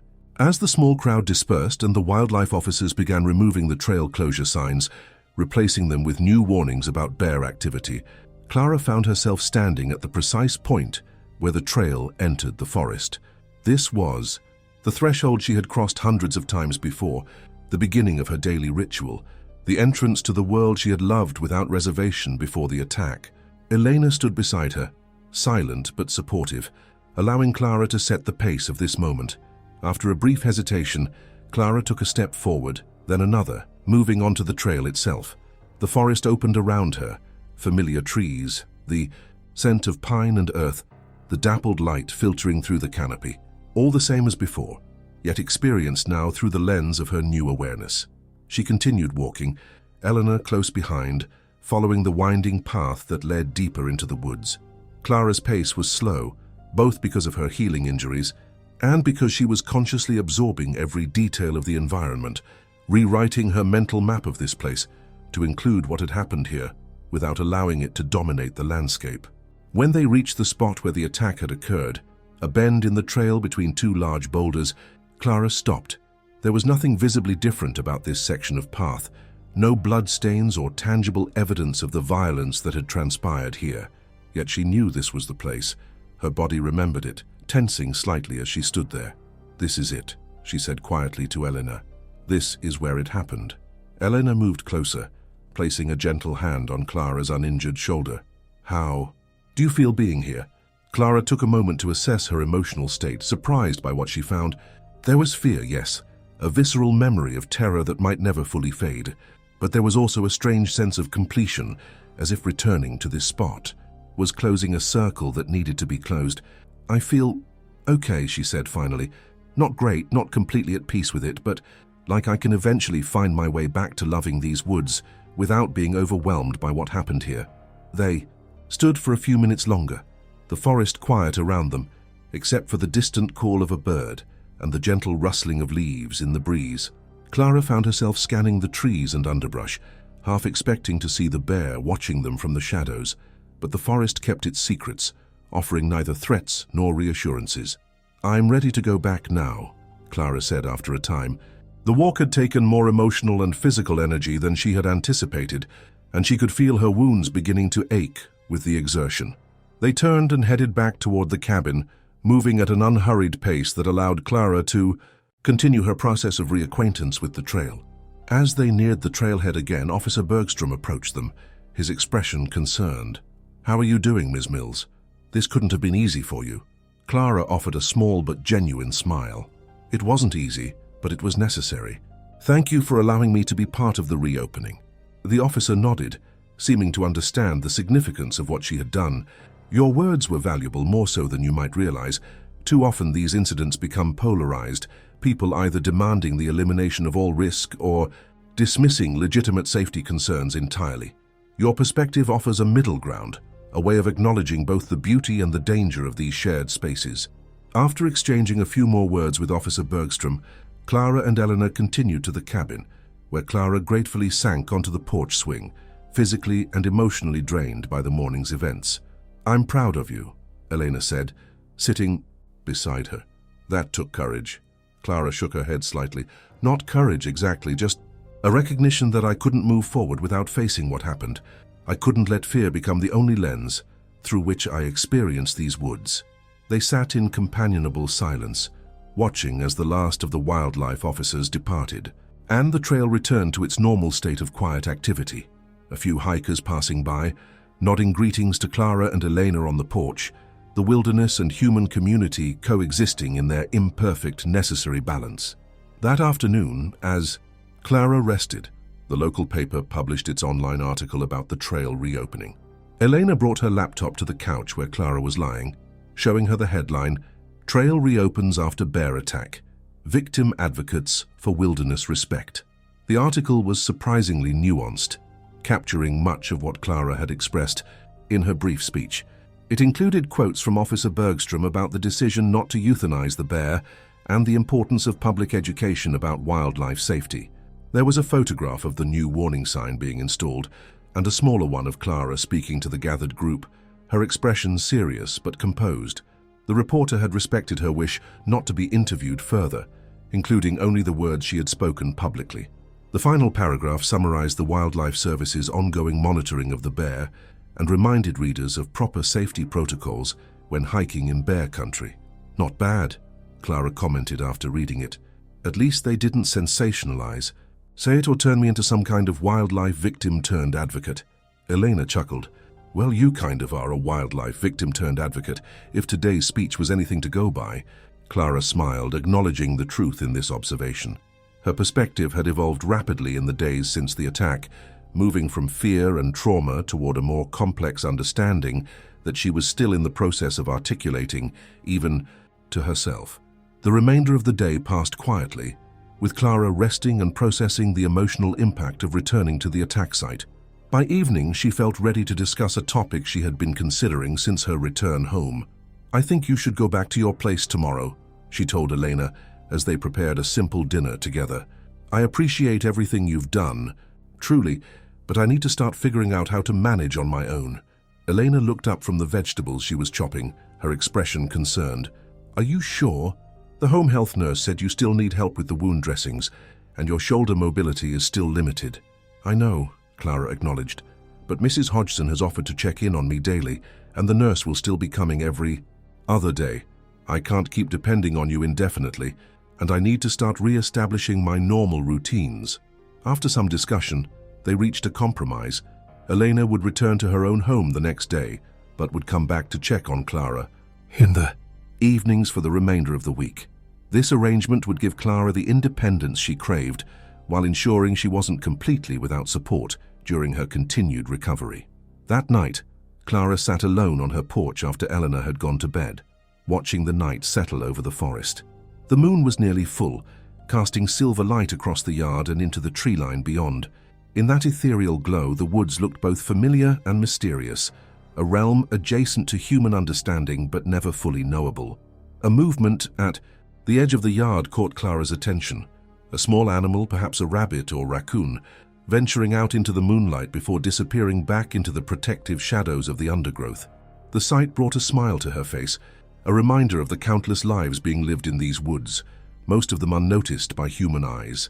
Somewhere out there, the bear that had attacked her was also moving through the night, perhaps foraging for the last of the summer berries, perhaps resting in a hollow or den. Clara found herself hoping that it remained well, that it continued its bear life undisturbed by further human encounters. Despite everything, she felt a strange connection to the animal, a recognition that their brief, violent interaction had altered both their paths in ways neither could have anticipated. The next morning, Clara stood on the porch and waved as Elena drove away, the Subaru disappearing down the gravel driveway toward town.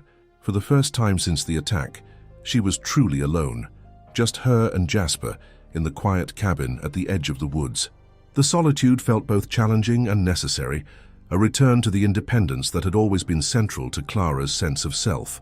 She moved carefully through her morning routine, adapting to the limitations of her injuries while refusing to be defined by them. Simple tasks took longer and required more thought than before, but she found a quiet satisfaction in managing them on her own. Mrs. Hodgson stopped by mid-morning as promised, helping with the dressing change that Clara couldn't manage independently, and bringing a stack of books from her personal library, nature writing and wilderness memoirs that she thought might resonate with Clara's current state of mind. "Reading helped me after my husband died," the older woman explained as she arranged the books on Clara's coffee table. "Not as an escape exactly, but as a way of placing my experience in a larger context, seeing it as part of the universal human encounter with loss and resilience." Clara thanked her, touched by the thoughtfulness of the gesture. After Mrs. Hodgson left, she picked up one of the books, a memoir by a woman who had survived a grizzly attack in Alaska decades earlier and gone on to become a wilderness advocate. The parallel to her own situation was obvious, but Clara found herself drawn to the author's unflinching examination of her experience and its aftermath. She read for several hours, absorbed in the narrative of another woman's journey through trauma and recovery. There were differences, certainly. The grizzly attack had been far more severe, leaving the author with permanent physical disabilities as well as psychological scars. But there were striking similarities as well. The initial shock and fear, the gradual processing of what had happened, the complex feelings toward both the animal and the wilderness it represented. Most resonant for Clara was the author's description of her return to the wild spaces she had loved before the attack, a slow, deliberate process of reclamation that acknowledged both her fear and her continued need for connection with the natural world. It wasn't a simple story of conquest or courage, but a nuanced account of learning to live with the reality of risk without allowing it to diminish one's life. Inspired by this reading, Clara decided to venture outside for a short walk, not on the forest trail but around the perimeter of her yard, a first step toward reclaiming her outdoor life. She moved slowly, her body still healing, but found a surprising comfort in the simple act of being outside, feeling the autumn sun on her face and the slight chill in the air that hinted at the coming winter. At the edge of the yard, where her maintained property gave way to the more wild growth of the forest beyond, Clara paused. She stood there for several minutes, looking into the trees, acknowledging both the beauty and the potential danger they represented. This was the reality of her chosen home, this liminal space between the human and the wild, between control and surrender, between safety and risk. She wasn't ready to step back onto the trails alone, not yet, but standing here at the boundary felt like an important first step. The day continued in this quiet rhythm of small victories and reflective moments. Clara prepared a simple meal for herself, spoke briefly with Dr. Chen on the phone about her recovery progress, and sat on the porch watching the late afternoon light shift through the trees. When Elena arrived in the evening to check on her, she found Clara more at peace than she had been since the attack. "You look better," Elena observed as they shared the dinner she had brought. "More like yourself." Clara nodded, recognizing the truth in her friend's assessment. "I feel more like myself. Not completely healed, not by a long shot, but I'm finding my way back to some kind of equilibrium." "And what about running?" Elena asked, addressing the question Clara had been considering throughout the day. "Do you think you'll ever go back to it? On these trails, I mean." Clara considered the question carefully before responding. "Honestly, I don't know. Physically, the doctor says I should be able to resume normal activities in about 6 weeks, assuming the healing continues without complications. But psychologically, that's harder to predict."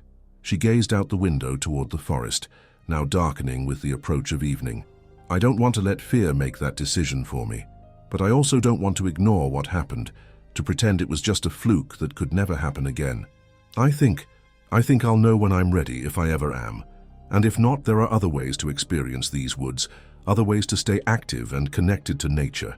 Elena seemed satisfied with this answer, recognizing that Clara needed to find her own path forward, rather than committing to a specific course of action prematurely.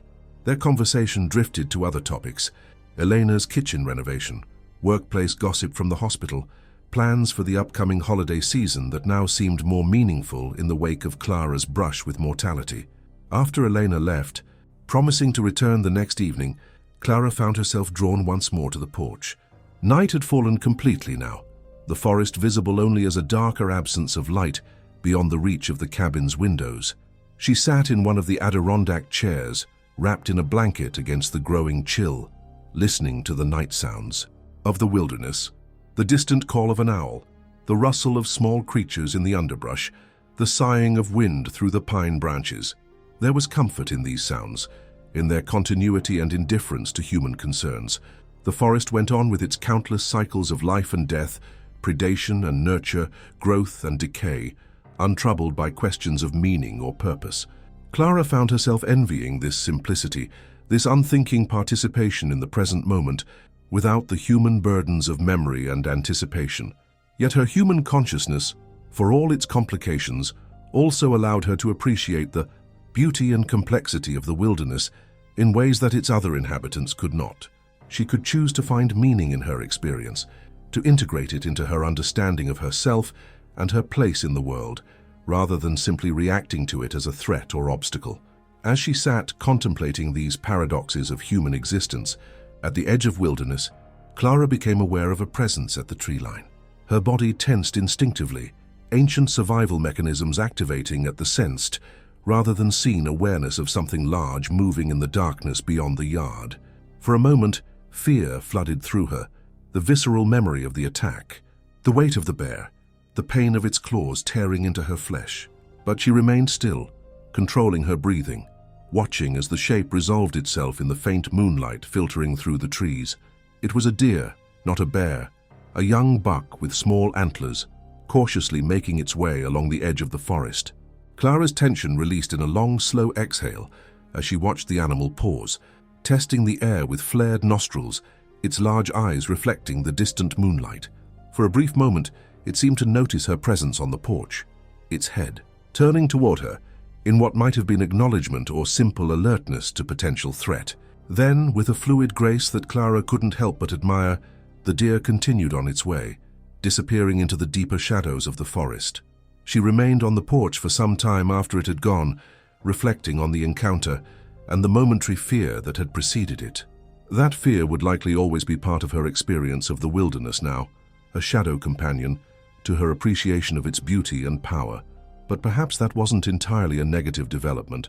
Perhaps there was value in this more complex relationship with the wild, this awareness of its capacity for both wonder and danger. In the days and weeks that followed, Clara's physical recovery continued steadily. The wounds on her back and shoulder healed without infection, leaving raised pink scars that would fade over time to silvery lines, permanent reminders of her encounter with the bear, but not debilitating ones. Her shoulder mobility improved with consistent physical therapy, and by the 6-week mark, she had regained most of her normal range of motion. The psychological healing was less linear, marked by both progress and setbacks. There were nights when she woke from vivid nightmares of the attack, her heart racing and her body tense with remembered fear. There were days when the sound of rustling leaves or breaking branches in the forest sent a jolt of adrenaline through her system, triggering a momentary fight-or-flight response that left her shaky and frustrated with her own reactions.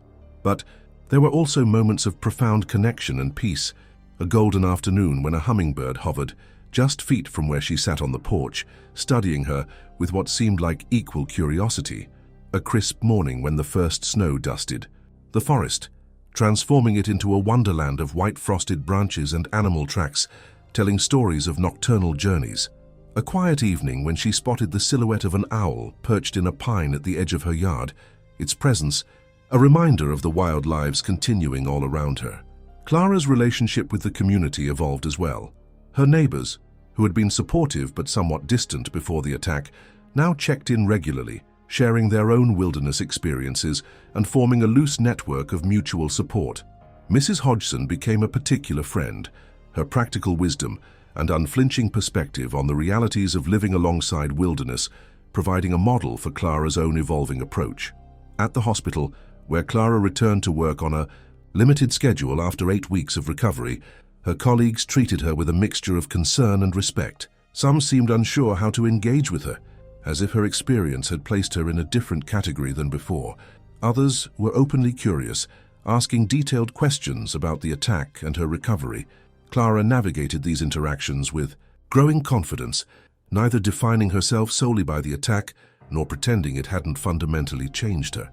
Throughout this period of recovery and reintegration, Clara received occasional updates from Officer Bergstrom about the bear. It had been tracked moving farther into the backcountry as winter approached, maintaining its normal patterns of foraging and preparation for hibernation. There had been no further aggressive encounters with humans, supporting the Wildlife Service's assessment that the attack had been a defensive reaction rather than an indication of problematic behavior. These updates provided Clara with a strange comfort, a sense of connection to the animal that had so dramatically altered her life. In her more reflective moments, she sometimes wondered if the bear carried any memory of their encounter, if it had been changed by it in ways invisible to human observation. Most likely, she thought, it had simply incorporated the experience into its understanding of the world. Humans as occasional threats to be avoided when possible, confronted when necessary, but not sought out or fixated upon. As winter settled fully over the mountains, transforming the landscape with snow and ice, Clara found herself increasingly drawn to the forest trails again, not for running, not yet, but for slow, contemplative walks through the transformed wilderness. Sometimes she went alone, moving cautiously but with growing confidence through the familiar paths now rendered new by snow. Other times, she was accompanied by Eleanor or Mrs. Hodgson or other friends, their presence both a practical safety measure and a welcome sharing of the experience. On these walks, Clara carried bear spray as always, but she also carried a deeper awareness of her place in the natural order, not as an invulnerable observer or controller of the wilderness, but as one living being among many, each with its own needs and trajectories, intersecting briefly in the vast, complex web of existence. One cold, clear morning in early December, nearly 3 months after the attack, Clara stood at the trailhead where her daily runs had once begun. She was alone, having driven rather than walked from her cabin, wanting to face this moment without witnesses. A light snow had fallen overnight, covering the trail with a pristine white blanket, marked only by the delicate tracks of small animals. Clara took a deep breath, feeling the cold air fill her lungs, then slowly exhaled, watching her breath form a cloud in the still air. She had no intention of running today. Her physical recovery was still ongoing, and the snow-covered trail would be treacherous even for an experienced runner. But she had come with a purpose, a personal ritual of acknowledgement and intention. She stepped onto the trail, her boots leaving clear prints in the fresh snow. The forest was quiet around her, the usual sounds muffled by the snow, creating an atmosphere of reverent silence. Clara moved slowly but deliberately, following the familiar path toward the site of the attack. When she reached the bend between the two boulders where the bear had overtaken her, Clara paused. In the months since that moment, she had revisited this spot several times, each visit a little easier than the last. Today, standing in the winter stillness, she felt a sense of completion, of a circle closing. "I'm still here," she said quietly, her words hanging in the frigid air.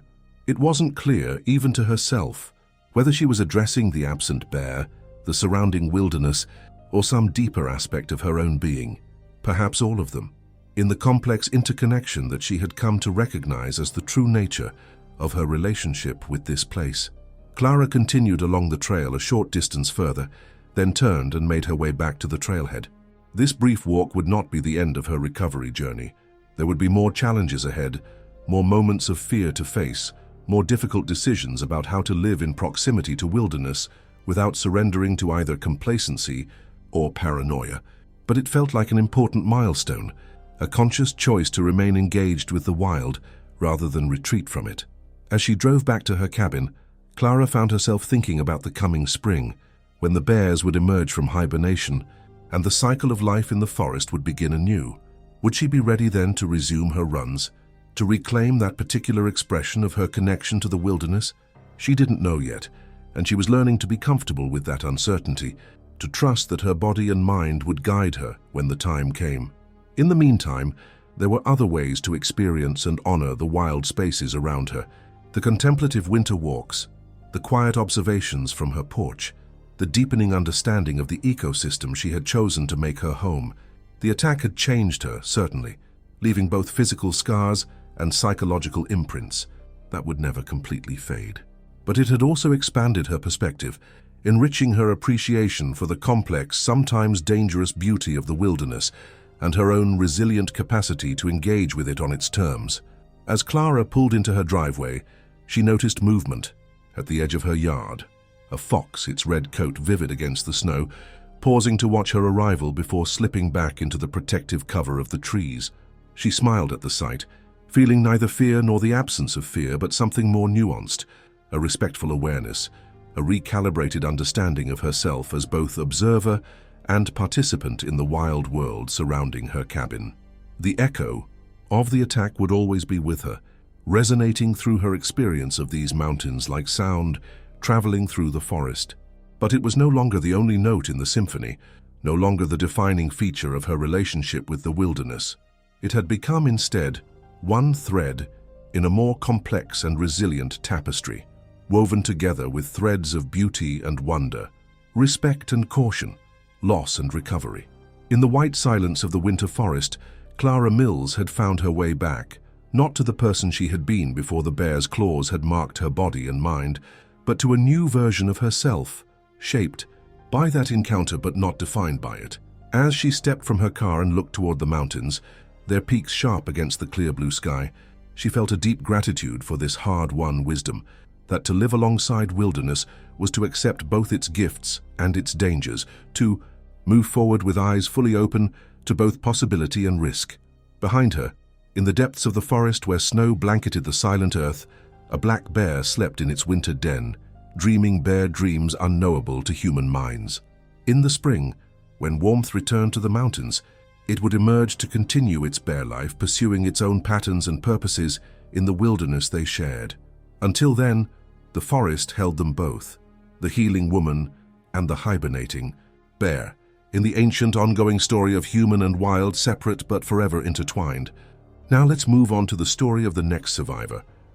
The sun hung low over the pine trees that bordered the Wallace family's backyard in Ely, Minnesota, casting long shadows across the freshly mowed lawn. Ethan Wallace, 17 and lanky with a mop of brown hair that perpetually fell into his eyes, dragged the last trash bag across the yard, his muscles aching from a full day of mowing lawns in the neighborhood. It was late June, and the summer heat had settled over the northern Minnesota town. bringing with it the scent of pine and the constant buzz of insects. "Mom's going to kill you if you don't get that trash to the curb before dinner," called his 15-year-old sister Mia from the back porch.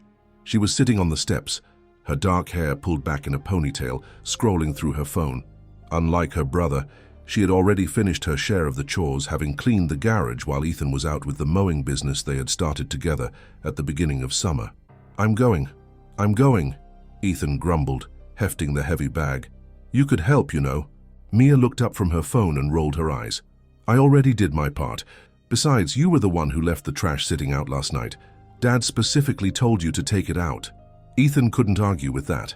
Their father, James Wallace, was a stickler for keeping a tidy yard, especially during the summer months when wildlife was more active. Living on the outskirts of Ely, just a few miles from the edge of the Superior National Forest, meant that encounters with wildlife were common. Deer frequently wandered through their yard, and occasionally they spotted foxes or raccoons. Bears, while present in the area, usually kept their distance from residential neighborhoods. "Whatever," Ethan muttered, dragging the bag to the line of trash cans at the edge of their property. The garbage truck wasn't due until morning, but their father insisted on having the trash out the night before. As Ethan approached the trash cans, he noticed that one of them had been knocked over, its lid cracked and lying a few feet away. Bits of garbage were scattered around it. "Great," he sighed, setting down his bag and bending to pick up the fallen can. "Raccoons must have gotten into it."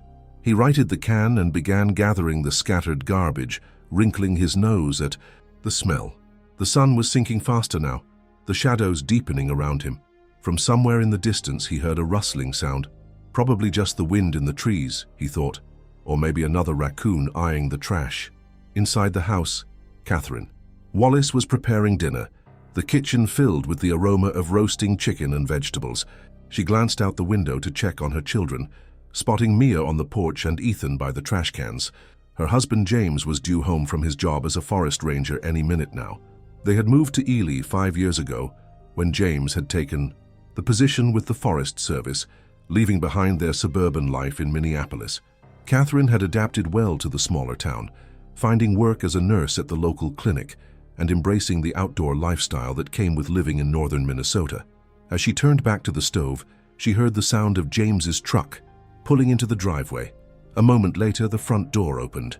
"I'm home," he called, the familiar sound of his boots on the hardwood floor bringing a smile to Catherine's face. "In the kitchen," she replied. "Dinner's almost ready." James appeared in the doorway, still in his ranger uniform, his face weathered from years spent outdoors. At 45, he was still fit and strong, his dark hair just beginning to gray at the temples. He crossed the kitchen and planted a kiss on Catherine's cheek. "Smells good," he said, peering into the oven. "Where are the kids?" "Mia's on the back porch and Ethan's taking out the trash," Catherine replied, shooing him away from the stove. "Go wash up, you're filthy." James chuckled. "Had to help extract a lost hiker from a ravine today. Guy was trying to take a selfie with a moose and slipped." Catherine shook her head. "Tourists," she said with a sigh. "Was he hurt?" "Just his pride," James replied. "And maybe his wallet when he gets the rescue bill.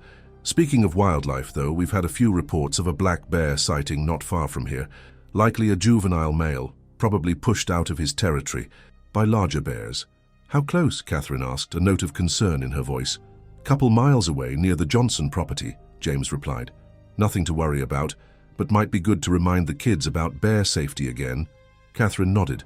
"I'll mention it at dinner. Go get cleaned up." James headed upstairs to shower while Catherine turned her attention back to dinner. Outside, Ethan had finished gathering the scattered trash and was securing the lids on all, the cans making sure they were tightly fastened. As he worked, the rustling sound came. Again closer this time, followed by a low, huffing grunt.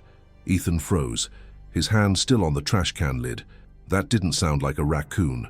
A chill ran down his spine as he slowly turned toward the sound. At the edge of the yard, where the neatly trimmed grass gave way to the underbrush that bordered their property, stood a black bear. It was smaller than Ethan had imagined bears to be, probably young but still imposing with its muscular body and gleaming eyes that reflected the fading sunlight. The bear's snout twitched as it scented the air, clearly drawn by the smell of garbage. Ethan's mouth went dry. His father had taught him what to do if he ever encountered a bear. Stay calm, don't run, back away slowly. But in that moment, With his heart hammering against his ribs, those instructions seemed impossible to follow. "Mia," he called, his voice barely above a whisper, not daring to turn away from the bear. "Mia, get inside." On the porch, Mia looked up from her phone, her expression changing from irritation to alarm as she spotted the bear. She stood slowly, her movements careful and deliberate. "Ethan," she said, her voice trembling slightly, "come back to the house." Slowly, Ethan began to back away from the trash cans, keeping his eyes on the bear, which had now taken a step closer to the yard. It was focused on the garbage, its head low, moving with a shuffling gait that seemed almost lazy but was deceptively quick. "Go inside, Mia," Ethan repeated, still backing away. "Get Dad." Mia hesitated, torn between running for help and not, wanting to leave her brother alone. The bear chose that moment to make its move, lumbering forward with surprising speed toward the trash cans. In a panic, Ethan took several quick steps backward, tripping over a root and falling to the ground with a thud. The sound startled the bear, which raised its head and let out a warning huff. "Ethan!" Mia screamed, the sound piercing the evening air. Inside the house, James had just stepped out of the shower when he heard Mia's scream. He grabbed a towel, wrapping it around his waist as he raced to the window. Catherine was already there, her face pale as she looked out at the yard. "There's a bear," she gasped, pointing. "Ethan's on the ground." Without hesitation, James ran from the room, pausing only to grab the bear spray he kept in the hallway closet. He took the stairs 2 at a time, bursting through the back door onto the porch where Mia stood frozen in fear. "Get inside, Mia," he ordered, his voice calm but firm. "Tell your mother to call 911. Mia nodded, tears streaming down her face as she ran into the house. James assessed the situation quickly. Ethan was on the ground about 30 feet from the bear, which was now standing on its hind legs, sniffing the air. It was a black bear, just as he'd suspected, probably a 2-year-old male recently separated from its mother. Not fully grown, but still dangerous, especially if it felt threatened. "Ethan," James called softly. "Don't move. Stay very still." Ethan nodded almost imperceptibly, his eyes wide with fear. James began moving slowly toward his son, the bear spray held ready in his hand. The bear dropped back to all fours, swinging its head toward James, clearly agitated by his approach. "Hey, bear," James said in a loud, firm voice, using the technique he had taught countless hikers over the years. "Go away. Go on now." "Bidiwe," bear huffed again, taking a step toward James. It was torn between investigating the trash cans and responding to the perceived threat. James continued to advance slowly, placing himself between the bear and his son. From the corner of his eye, he could see Ethan beginning to inch backward, away from both the bear and the trash cans. Inside the house, Catherine had called 911 and was now standing at the window with Mia, both of them watching the scene unfold with horror. "The police are on their way," Catherine said, her arm around Mia's shoulders. "Your father knows what he's doing. He deals with bears all the time." Mia nodded, but her body was rigid with fear. "What if it attacks them?" "It won't," Catherine said with more confidence than she felt. "Black bears are usually scared of humans. Your dad will scare it off." Outside, James was now about 15 feet from the bear, which was becoming increasingly agitated, huffing and swatting at the ground with its paw. James knew that these were warning signs, the bear's way of communicating its discomfort. He also knew that if the bear charged, he would have only seconds to react. He glanced back to make sure Ethan was continuing to move away. "That's it, Ethan," he said quietly. "Keep going, slow and steady." Ethan had managed to get to his feet and was backing toward the shed that stood about 20 yards away. The bear's attention was still focused on James, who was now loudly clapping his hands and stomping his feet, trying to intimidate the animal without provoking. An attack. The bear took a step back, then swung its head toward the trash cans again, clearly torn between its fear of the humans and its desire for the food. James knew this was a dangerous moment. A hungry bear could overcome its natural caution, if the reward seemed worth the risk. As if making up its mind, the bear suddenly lunged toward the trash cans, knocking one over with a swipe of its paw. The lid flew off and garbage spilled onto the ground. The bear immediately began rooting through the debris, its powerful jaws tearing open a bag of kitchen waste. James seized the opportunity. "Ethan, get to the shed!" he called, backing away, himself while keeping his eyes on the bear. Ethan turned and ran for the shed, his sneakers pounding on the grass. The sudden movement caught the bear's attention. It raised its head, bits of garbage clinging to its snout, and let out a low growl. To James's horror, the bear began to move toward Ethan, abandoning the trash in favor of pursuing the fleeing human. "Ethan, stop!" James shouted, but it was too late. The bear's instinct to chase had been triggered, and it was now lumbering after Ethan with surprising speed. James broke into a run, angling to intercept the bear. He raised the bear spray, ready to discharge it if he could get close enough, but the bear was faster than he had anticipated. Ethan reached the shed and yanked open the door, throwing himself inside just as the bear reached him. The animal slammed into the door as Ethan pulled it shut, the impact sending a vibration through the entire structure. James stopped, his heart pounding. The bear was now pacing in front of the shed, occasionally rising onto its hind legs to swat at the door. From inside, James could hear Ethan's terrified breathing. "Dad!" Ethan called, his voice cracking. "It's right outside!" "I know, son," James replied, trying to keep his voice steady. "Stay inside. Don't open the door. I'm going to try to draw it away." James began making as much noise as he could, shouting and clapping his hands, trying to divert the bear's attention from the shed. The bear turned its head toward him, clearly agitated. In the distance, James could hear sirens approaching.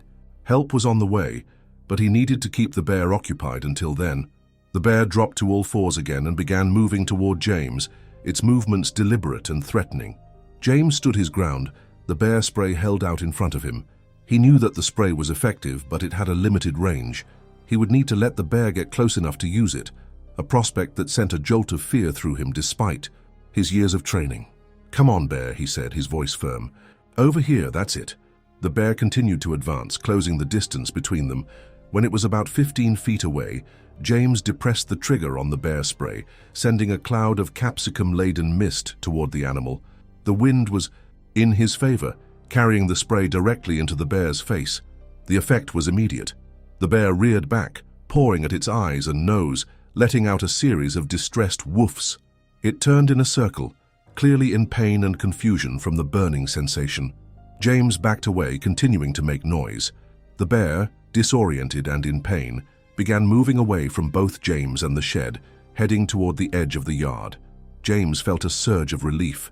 The spray had worked as intended, driving the bear away without causing it permanent harm. The sound of sirens grew louder, and soon a police cruiser pulled up to the front of the house, its lights flashing. Officer Mike Daniels, a longtime resident, Carv Ely and a friend of James, stepped out. Hand on his holspin, Ely began moving toward James. "Over here, Mike," James called, still keeping his eyes on the retreating bear. "Black bear, juvenile male. I've sprayed it, but keep your distance."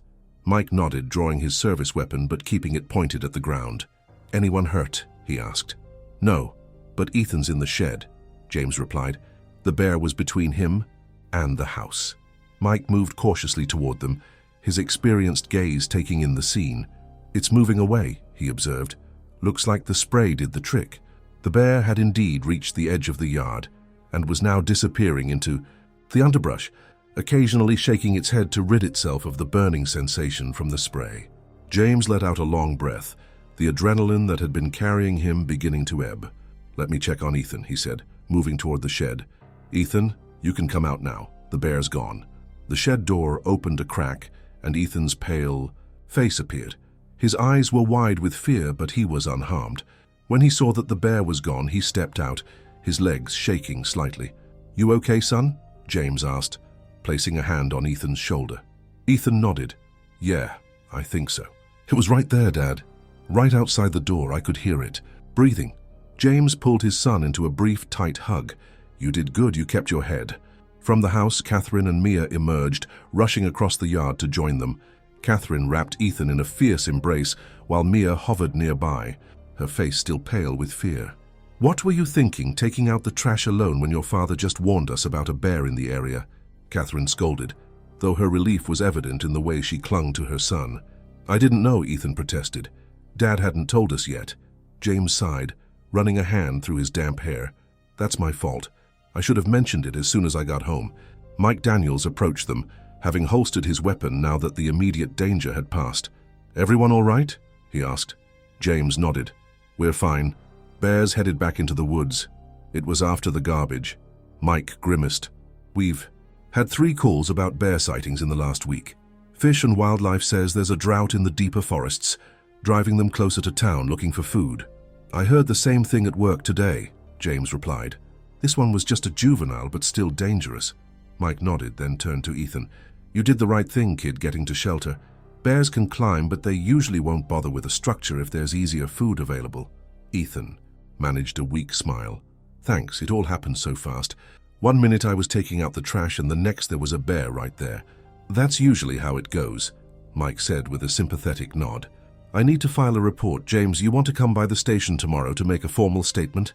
James agreed, and Mike returned to his cruiser after assuring them he would drive around the neighborhood to make sure the bear had truly left the area. As the police car pulled away, Catherine herded everyone back toward the house. Let's get inside, she said. Dinner's probably overcooked by now, but we're eating it anyway. Ethan hesitated, looking back at the scattered garbage. What about the trash? Leave it, James said firmly. I'll clean it up in the morning. And from now on, we're getting bear-proof cans. That night, dinner was a subdued affair. The chicken was indeed overcooked, but no one complained. Ethan picked at his food, his mind still replaying the encounter with the bear. Mia was unusually quiet, occasionally glancing at her brother, as if to reassure herself that he was really safe. After dinner, James gathered the family in the living room for what Ethan and Mia jokingly called a ranger talk. These were informal lectures on outdoor safety that James had been giving since they moved to Ely. Tonight's topic, unsurprisingly, was bear safety. First of all, James began, sitting in his favorite armchair, while the rest of the family arranged themselves on the couch. What happened today wasn't anyone's fault. Bears are wild animals following their instincts. This one smelled food and came to investigate. But I shouldn't have run, Ethan said, still visibly shaken by the experience. You always said not to run from predators. James nodded. That's true. Running can trigger a chase response, but you were already moving away when the bear noticed you, and the shed was your closest shelter. You made the best decision you could in that moment. Could it come back? Mia asked, her voice small. It might, James admitted. Once a bear finds a food source, it often returns. That's why we need to be extra careful with the trash from now on, and why we're getting those bear-proof cans. But they're expensive, Catherine pointed out. The town doesn't provide them. Better expensive than dangerous, James replied firmly. And I think we should talk to the town council about making them mandatory, at least in neighborhoods bordering the forest. The conversation continued for a while longer, with James reviewing basic bear safety tips and answering questions. By the time the family dispersed for the night, some of the tension had eased, though Ethan noticed that his father checked all the locks twice before heading upstairs. In his room, Ethan lay awake long after the house had gone quiet. Every sound made him tense, the creak of the house settling, the whisper of wind in the trees outside his window.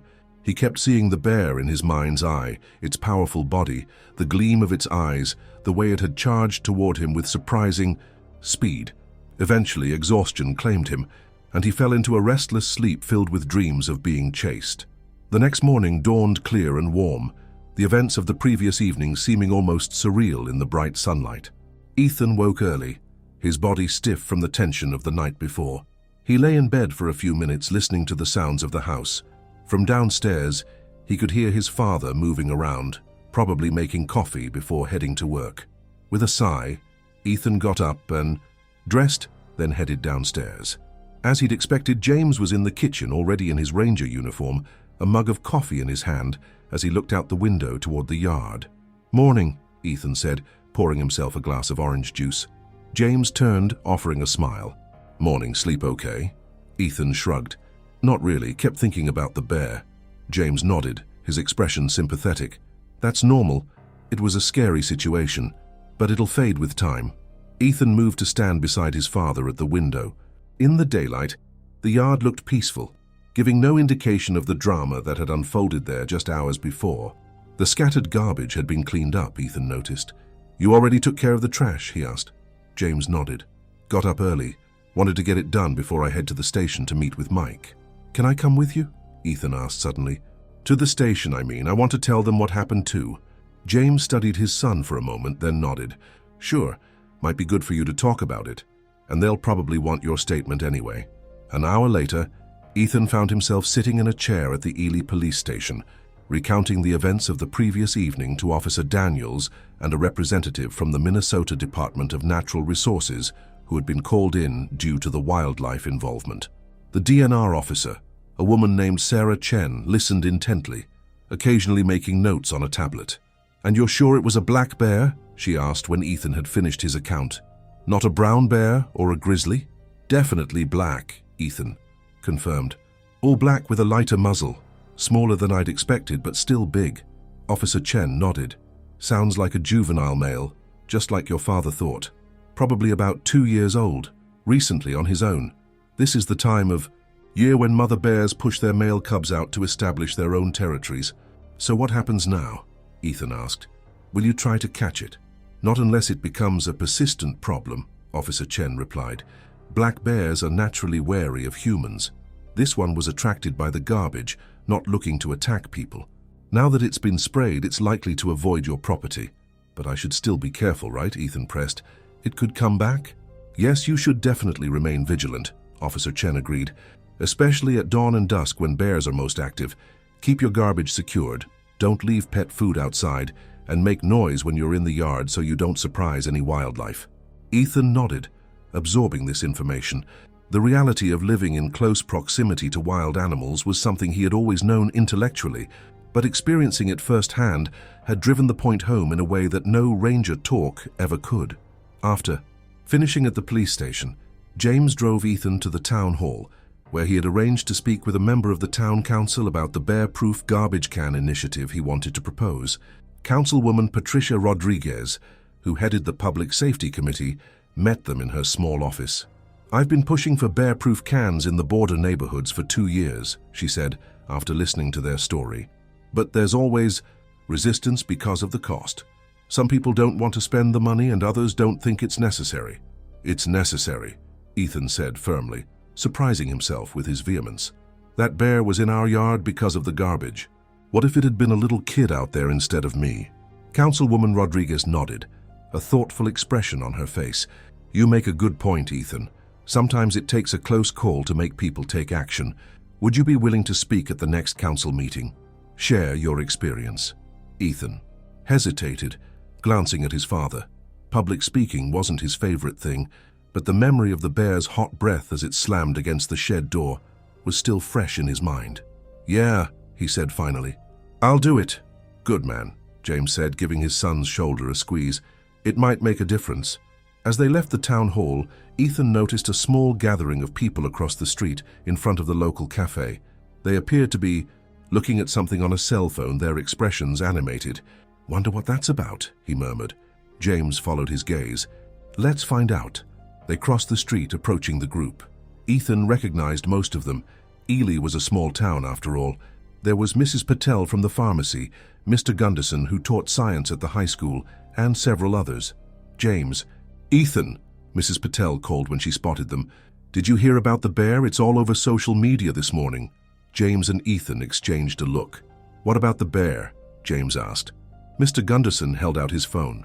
"Someone got a video of it downtown early this morning. Went right through the park and past the library." Ethan leaned in to see the video. Sure enough, there was a black bear, probably the same one that had been in their yard, ambling across the town park in the grey light of dawn.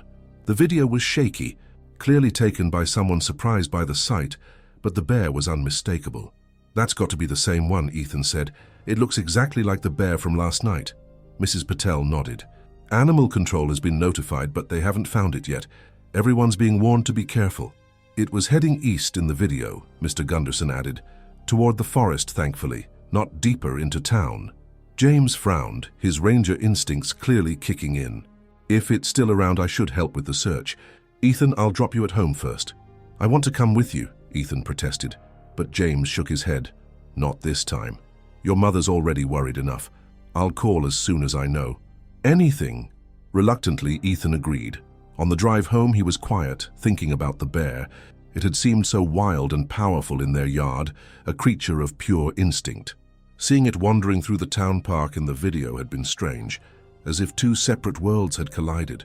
When they reached the house, Catherine was in the front yard, pruning her rose bushes. She straightened as the truck pulled into the driveway. pushing a strand of hair away from her face with the back of her gloved hand. "How did it go at the station?"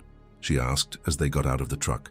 James gave her a quick summary, including the news about the bear sighting in town and his plan to join the search. Catherine's face creased with worry. "Be careful," she said, giving him a quick kiss.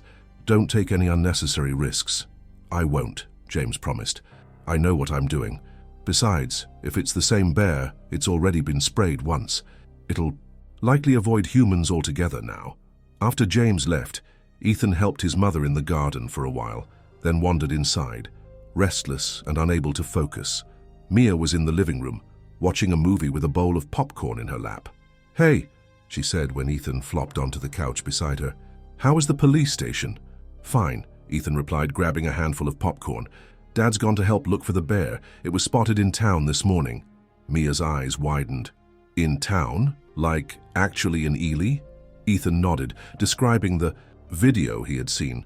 Mia pulled out her phone, quickly finding the video, which had been shared widely on local social media groups. "That's definitely the same bear," she said, studying the footage. "Look at the way it moves. It seems so normal, just walking through the park like it's no big deal." "Bears are more afraid of us than we are of them," Ethan quoted their father. "Usually anyway. Not afraid enough to stay away from our trash cans," Mia pointed out, returning to her movie. Ethan couldn't argue with that. He watched the movie with Mia for a while, but his mind kept drifting back to the bear. Seeing it in the video had sparked his curiosity. What was the bear doing now? Where had it gone after leaving the park? Was his father tracking it through the forest at this very moment? After lunch, Ethan's phone rang. It was his friend Josh, calling about their lawn mowing schedule for the afternoon. "Hey man," Josh said when Ethan answered. "We still on for tea? The Hendersons and the Millers today? They're expecting us around 2. Ethan hesitated. He had completely forgotten about their mowing jobs. With everything that had happened, it seemed surreal to think about something as mundane as cutting grass. "I don't know," he replied. "There was a bear in our yard last night. It chased me." There was a pause on the other end of the line. "Are you serious?" Josh finally asked, his voice a mixture of concern and excitement. "Are you okay?" "Yeah, I'm fine," Ethan said. "It was scary though, really scary. And now the bear's been spotted in town, and my dad's out looking for it." "That's wild," Josh said. "But listen, the Hendersons are leaving for vacation tomorrow. They really want their lawn done before they go. I can handle it alone if you're not up for it." Ethan considered this. The thought of being out in the open, focused on mowing, with a bear potentially prowling nearby, made his stomach clench. But he also knew that the chances of encountering the bear again were slim, especially if it had moved east toward the forest as reported. "No, I'll come," he decided. "Pick me up at the usual time?" "You got it," Josh replied. "And hey, you'll have to tell me all about the bear when I see you." After hanging up, Ethan went to his room to change into his work clothes. As he pulled on a pair of jeans, he caught a glimpse of his reflection in the mirror. He looked the same as he had yesterday, but he felt different. The encounter with the bear had shaken something loose inside him, a sense of security he hadn't even realized he possessed. Josh arrived just before 2, his father's pickup truck loaded with their mowing equipment. Ethan waved goodbye to his mother, who made him promise to stay alert and keep his phone on at all times. Mia, who usually helped with the mowing business on days when she didn't have soccer practice, opted to stay home. She didn't say it. But Ethan knew she was still spooked by the bear encounter. As they drove to the first job, Ethan recounted the events of the previous evening in detail. Josh listened with rapt attention, occasionally interjecting with questions or exclamations. "So it was right there, right in your yard?" he asked, his eyes wide. "And it chased you?" Ethan nodded. "I made it to the shed just in time. If I hadn't..." He trailed off, not wanting to complete the thought. "Man, that's intense," Josh said, shaking his head. "I go camping with my dad all the time, but I've never seen a bear up close like that." They reached the Hendersons' house, a neat colonial with a large front yard that sloped down toward the street.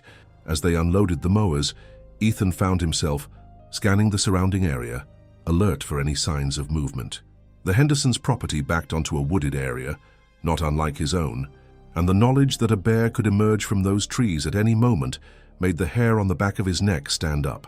"You take the front, I'll handle the back," Joshy suggested, sensing Ethan's unease. Ethan nodded gratefully. starting up his mower and beginning to cut the front lawn in neat parallel lines. The familiar task was soothing, allowing him to fall into a rhythm. The sun was warm on his back, and the smell of freshly cut grass filled the air. For a while he was able to push thoughts of the bear to the back of his mind. They had been working for about an hour, with Ethan now tackling the side yard, when he heard a cry from the backyard. He immediately shut off his mower, heart racing. "Josh?" he called, already moving toward the sound. "You okay?" There was no response. Ethan broke into a run, rounding the corner of the house to find Josh standing frozen, staring at something in the wooded area behind the Hendersons' property. Following his friend's gaze, Ethan's breath caught in his throat. There, partially obscured by the undergrowth, was a bear. Not just any bear. Ethan was certain it was the same one from his yard.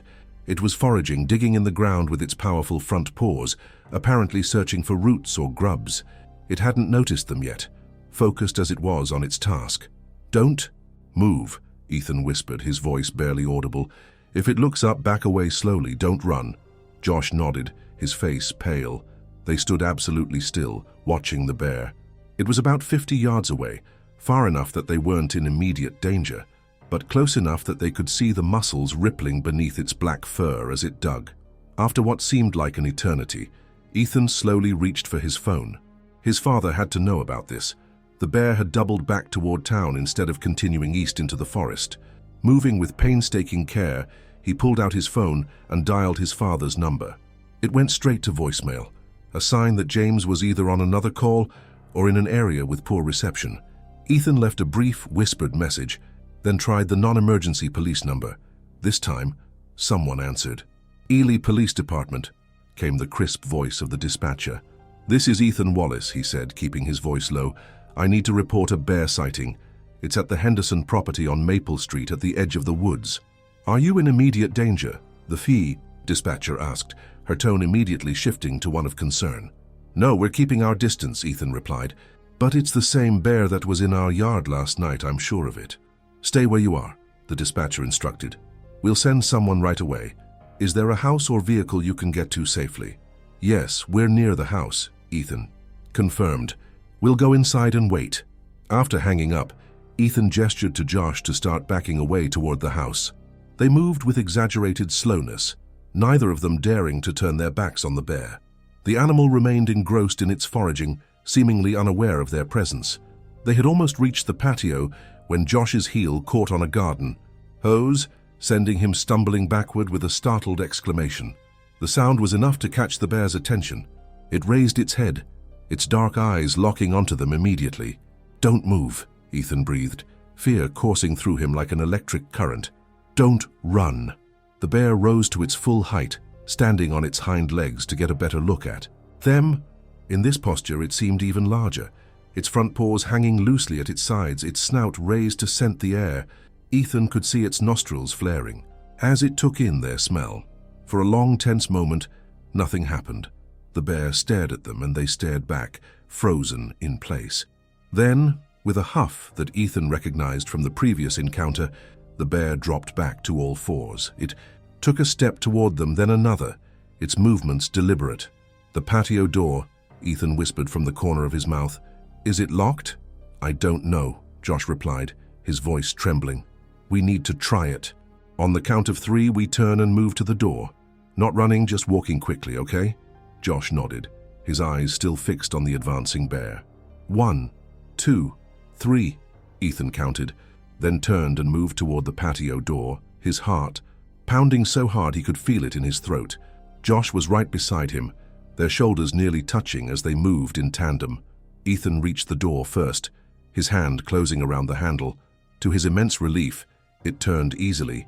He pulled the door open, ushering Josh inside before following himself. Once inside, he slammed the door shut and locked it, then peered out through the glass. The bear had stopped at the edge of the patio, watching them with what Ethan could have sworn was curiosity. It sniffed the air again, then turned and ambled, back toward the woods, apparently having decided they weren't worth the trouble. "Holy shit," Josh breathed, his face ghostly pale. That was... Yeah, Ethan agreed, unable to find words to describe the mix of fear, awe, and relief coursing through him. "We should call my dad again." Before he could reach for his phone, they heard the sound of a siren approaching. Moments later, a police cruiser pulled into the Hendersons' driveway, followed by a Forest Service truck that Ethan recognized as his father's. Relief washed over him. They met the officers at the front door, quickly explaining what had happened, and pointing out where they had last seen the bear. James, his face tight with concern, pulled Ethan into a brief, hard hug. "Are you okay?" he asked, holding Ethan at arm's length to look him over. "I'm fine," Ethan assured him. "We both are. The bear didn't charge or anything. It just looked at us and then went back into the woods." James nodded, a mixture of relief and professional focus in his expression. That's consistent with typical black bear behavior.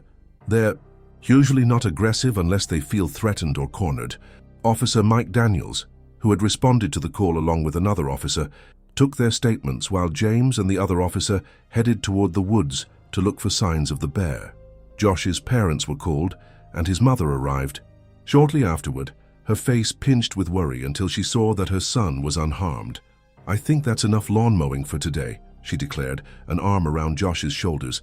"Ethan, do you want a ride home?" Ethan glanced toward the woods where his father had disappeared.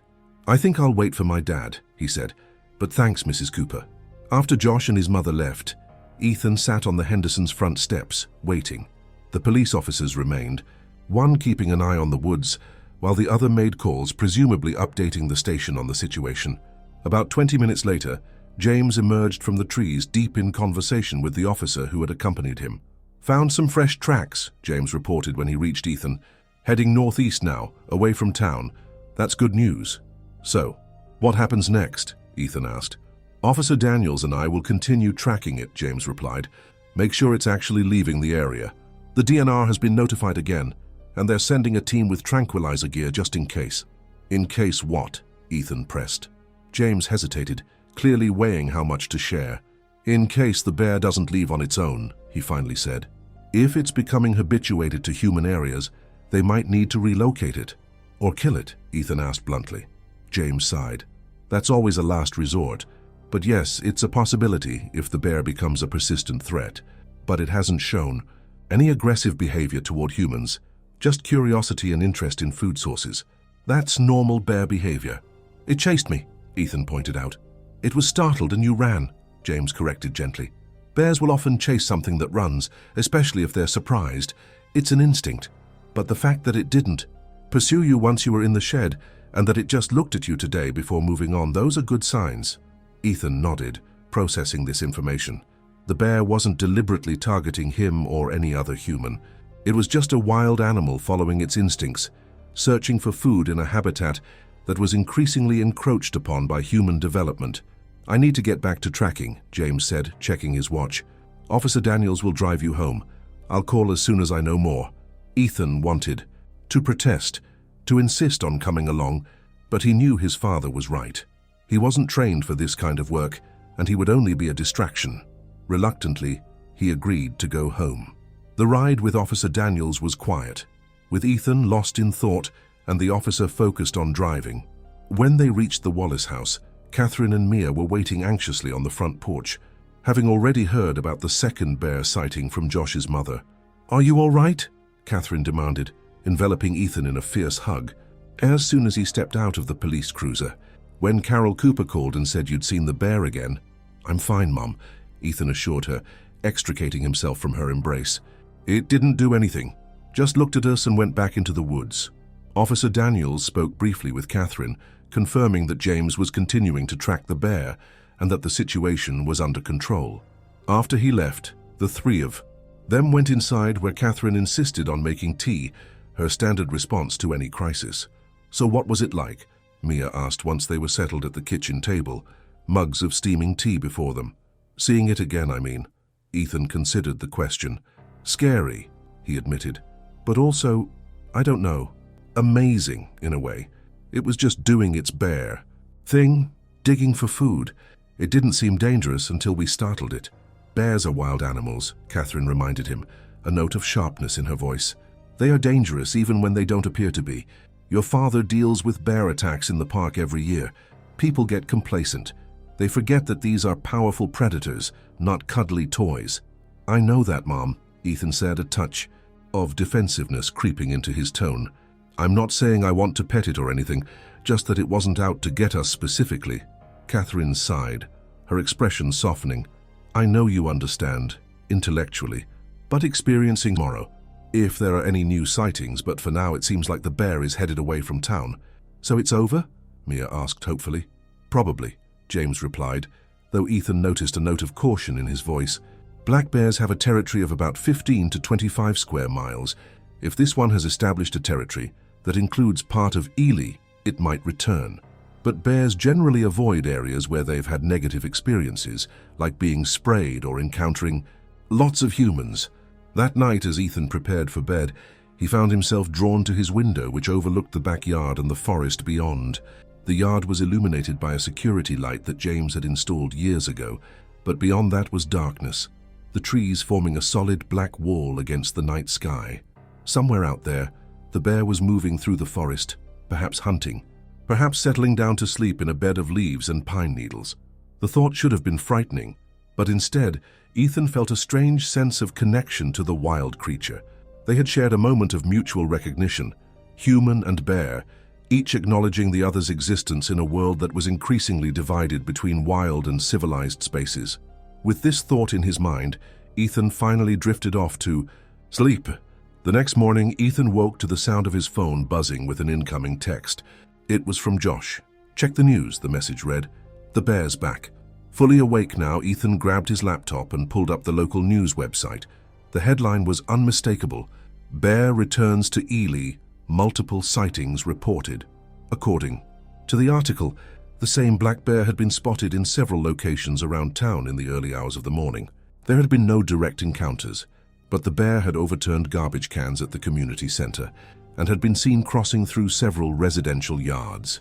Ethan quickly dressed and headed downstairs. James was already gone, having been called in early due to the new sightings. Catherine was in the kitchen, drinking coffee and watching the small TV on the counter, which was turned to the local news channel. Morning, she said when she saw Ethan. I'm guessing you've heard about our friend's return. Ethan nodded, pouring himself a bowl of cereal. Josh texted me. Has Dad called? It's about an hour ago, Catherine replied. He's with the DNR team. They're setting up traps near the community center. Live traps? Ethan asked, a note of concern in his voice. Catherine nodded. They want to relocate the bear if possible, not harm it. But your father said they're also preparing tranquilizer darts just in case. Ethan felt a flood of relief. He didn't want the bear to be killed, despite the fear it had instilled in him. It was just an animal, following its instincts, unaware of the boundaries humans had drawn between acceptable and unacceptable behavior. After breakfast, Ethan found himself at loose ends. It was Saturday, with no school to distract him, and their lawn mowing schedule had been upended by the previous day's events. Mia was planning to go to soccer practice, with Catherine driving her and staying to watch, as she always did when there was a potential wildlife concern. You should come with us, Catherine suggested as she gathered her keys and purse. It's not a good idea for you to be here alone, not with the bear still in the area. Ethan was about to agree when his phone rang. It was Councilwoman Rodriguez from the town council. Ethan, I'm glad I caught you, she said when he answered. Have you heard about the latest bear sightings? Yes, ma'am, Ethan replied. My dad's out with the DNR team right now. Good, she said. Listen, I've called an emergency meeting of the Public Safety Committee this afternoon to discuss the bear situation and the proposed bear-proof garbage can ordinance. I was wondering if you'd be willing to come and speak about your experience. Given what's happened in the last couple of days, I think people might be more receptive to the idea now. Ethan hesitated, looking at his mother, who was waiting by the door with her car keys in hand. What time is the meeting? He asked. 2 o'clock at the town hall, Councilwoman Rodriguez replied. It would really help if you could be there. Personal testimonies often carry more weight than statistics. After a brief discussion with his mother, who agreed that the meeting was important, but insisted on driving him there and staying for support, Ethan accepted the invitation. They arranged for Mia to get a ride home from soccer practice with a teammate's family, and the day's plan was set. The morning passed slowly, with Ethan alternating between checking the news for updates on the bear situation and helping his mother with household chores. By noon, there had been no new sightings reported, which was either a good sign that the bear had moved on again or a concerning indication that it was lying low, perhaps preparing for another foray into town. James called just before they were about to leave for the town hall, sounding tired but determined. "No sign of the bear since early this morning," he reported. "We've set up 3 live traps baited with food, and we're patrolling the areas where it was last seen. How are things? At home?" Catherine filled him in on the emergency council meeting and Ethan's plan to speak. James was supportive, though he warned Ethan to stick to the facts and not let his emotions get the better of him. "Some people are going to be resistant to the idea of mandatory bear-proof cans because of the cost," he cautioned. "Try to emphasize the safety aspect without demonizing the bear. Remember, we're encroaching on their habitat as much as they're encroaching on ours." Ethan promised to keep this in mind, though he was beginning to feel nervous about speaking in front of the committee. Public speaking had never been his forte, and the stakes seemed suddenly high. What if he messed up? What if they didn't listen? To him? These worries plagued him during the drive to the town hall, a stately brick building in the center of Ely that housed most of the local government offices. When they arrived, Ethan was surprised to see the parking lot nearly full and a small crowd gathered outside the main entrance. "What's going on?" he asked as they approached the building. "Looks like the meeting has drawn some interest," Catherine replied, scanning the crowd. News of the bear sightings must have spread. They made their way inside to find the council chamber, a modest room with rows of chairs facing a raised platform where the council members sat. The room was already half full, with more people filing in behind them. Councilwoman Rodriguez spotted them from the platform and waved them over. "Thank you for coming, Ethan," she said, shaking his hand. "I've added you to the agenda. You'll speak after Dr. Reyes from the Wildlife Management Bureau. Just tell your story as it happened, and then I'll open the floor for questions." Ethan nodded, feeling a flutter of anxiety in his stomach. He and Catherine found seats near the front of the room, and as Ethan looked around, he recognized many familiar faces from around town. There was Mrs. Jenkins, who ran the library, Mr. Patel from the pharmacy, several of his teachers from school, and even Josh and his parents. Josh gave him a thumbs up when they made eye contact. At exactly 2 o'clock, Mayor Thompson, a tall woman with silver hair and a commanding presence, called the meeting to order. She explained that the emergency session had been convened in response to the recent bear sightings and the potential safety risk to the community. "We have several experts here today to help us understand the situation and consider appropriate responses," she announced. "First, we'll hear from Dr. Elena Reyes of the Wildlife Management Bureau." Dr. Reyes, a petite woman with a no-nonsense demeanor, approached the podium.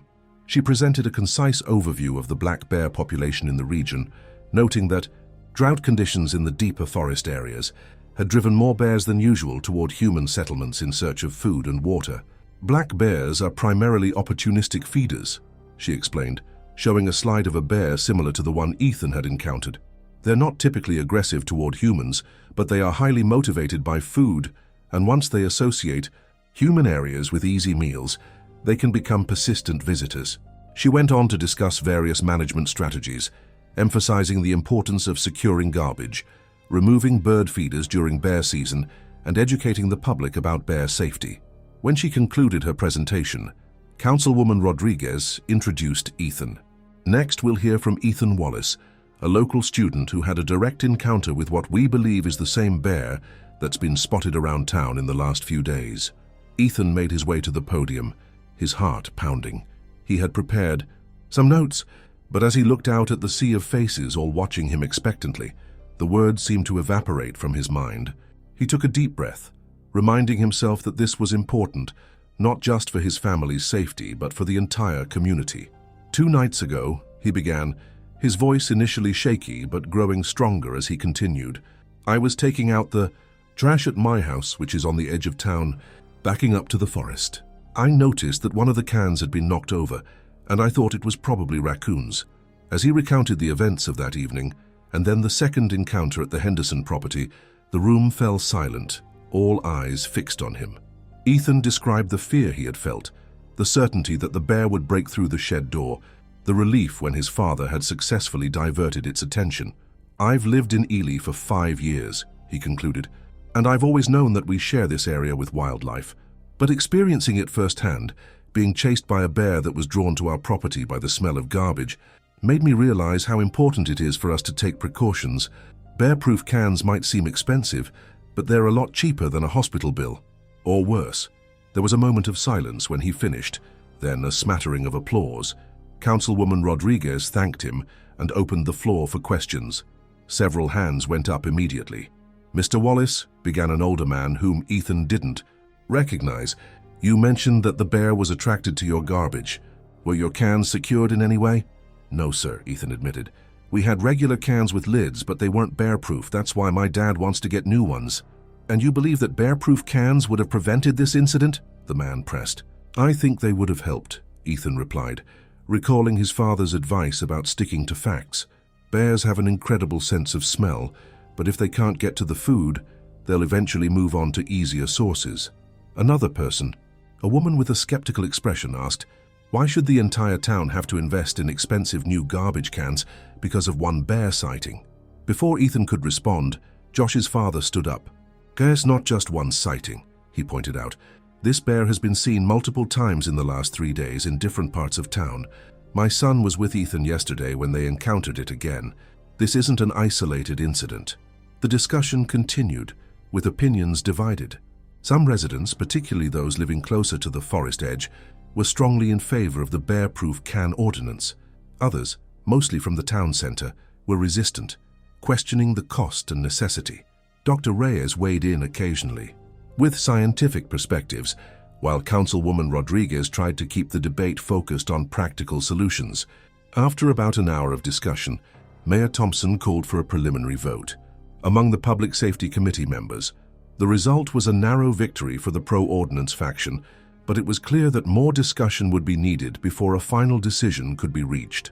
"We'll reconvene in 1 week to continue this discussion and take a formal vote," Mayor Thompson announced. "In the meantime, the town will distribute educational materials about bear safety, and we urge all residents to be vigilant, especially those living near the forest edge." As the meeting dispersed, several people approached Ethan to thank him for sharing his story or to ask more questions about his encounter with the bear. He answered as best he could, feeling a mix of pride at having contributed to the discussion and frustration that no immediate action had been taken. "You did well," Catherine told him as they made their way back to the car. "Very mature, very articulate. Your father would be proud."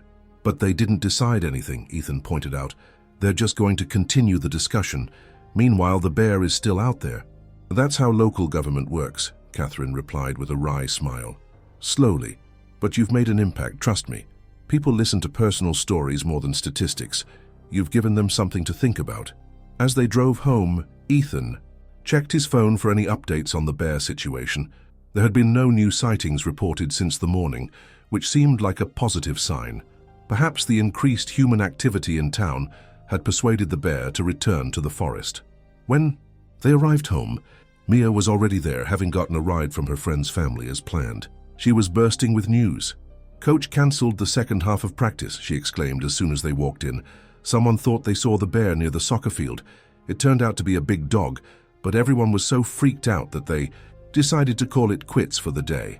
"People are on edge," Catherine observed, setting her purse on the kitchen counter. "And with good reason. Where there's one bear, there could be others." The rest of the afternoon passed uneventfully.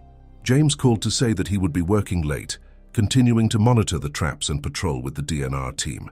The bear remained elusive, with no new confirmed sightings despite the increased vigilance. That evening, as Ethan was helping his mother prepare dinner, his phone rang. It was Councilwoman Rodriguez again. "Ethan, I wanted to thank you again for speaking at the meeting today," she said. "Your story made a real impression, especially on some of the committee members who were on the fence about the ordinance." "Does that mean they're going to pass it?" Ethan asked hopefully. "It's looking more likely," she replied, "but there's something else I wanted to discuss with you. The local newspaper is doing a feature on the bear situation, and they're interested in interviewing you about your encounter. Would you be willing to talk to a reporter?" Ethan hesitated, glancing at his mother, who was listening from across the kitchen. "I guess so," he said, "if you think it would help."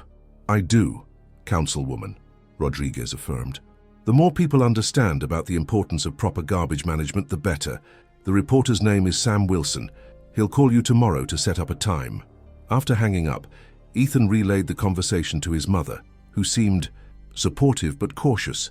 "Just stick to the facts," she advised, echoing James's earlier words.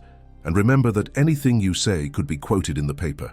Ethan nodded, feeling a mixture of nervousness and importance. His encounter with the bear, frightening as it had been, was turning into something more significant. It was becoming a catalyst for change in the community, a way to raise awareness about the challenges of coexisting with wildlife.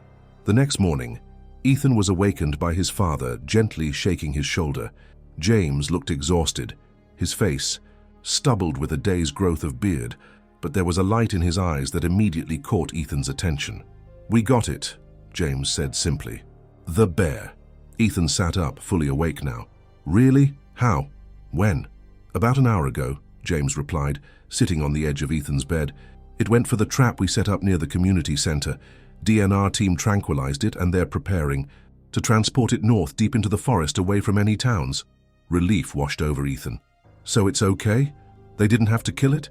James smiled, placing a hand on his son's shoulder. "It's fine. Young male, just like we thought. About 2 years old, probably recently separated from its mother. It was just doing what bears do, looking for food in the easiest places it could find. And now it's going somewhere with better food sources? Away from people?" "That's the plan," James confirmed. "Though there's always a chance it could find its way back. Bears have an excellent sense of direction, but the hope is that it will establish a new territory in an area with less human activity." Ethan nodded, processing this information. The bear that had chased him, that had stared at him through the shed door with those intense, intelligent eyes, would soon be miles away, perhaps never to be seen in Ely again. "Can I see it?" he asked suddenly. "Before they take it away?" James raised an eyebrow. "You want to see the bear after it chased you?" "Yeah," Ethan said, surprising himself with how certain he felt. "I want to see it up close, when it's not a threat." James considered this for a moment, then nodded. "All right, get dressed quickly. It's being held at the Forest Service station, but they're planning to transport it within the hour." 15 minutes later, they were pulling into the parking lot of the Forest Service station, a rustic building of wood and stone on the outskirts of town. Several official vehicles were parked outside, including a large trailer with Minnesota Department of Natural Resources emblazoned on its side. James led Ethan around to the back of the building, where a small group of officials in uniform were gathered around a large metal cage. Inside, lying on its side, was the bear. It was still unconscious from the tranquilizer, its massive body rising and falling with deep, regular breaths. Even in this state, it was an impressive creature with powerful limbs and thick, glossy fur. "That's definitely the same bear," Ethan said quietly, recognizing the distinctive white patch on its chest that he had glimpsed during their encounters. Dr. Reyes, whom Ethan recognized from the town meeting, approached them. "James, you made it back," she greeted them. "And this must be Ethan. I heard about your experience. Quite an encounter." Ethan nodded, unable to take his eyes off the bear. "Is it going to be okay?" he asked. "It should be fine," Dr. Reyes assured him.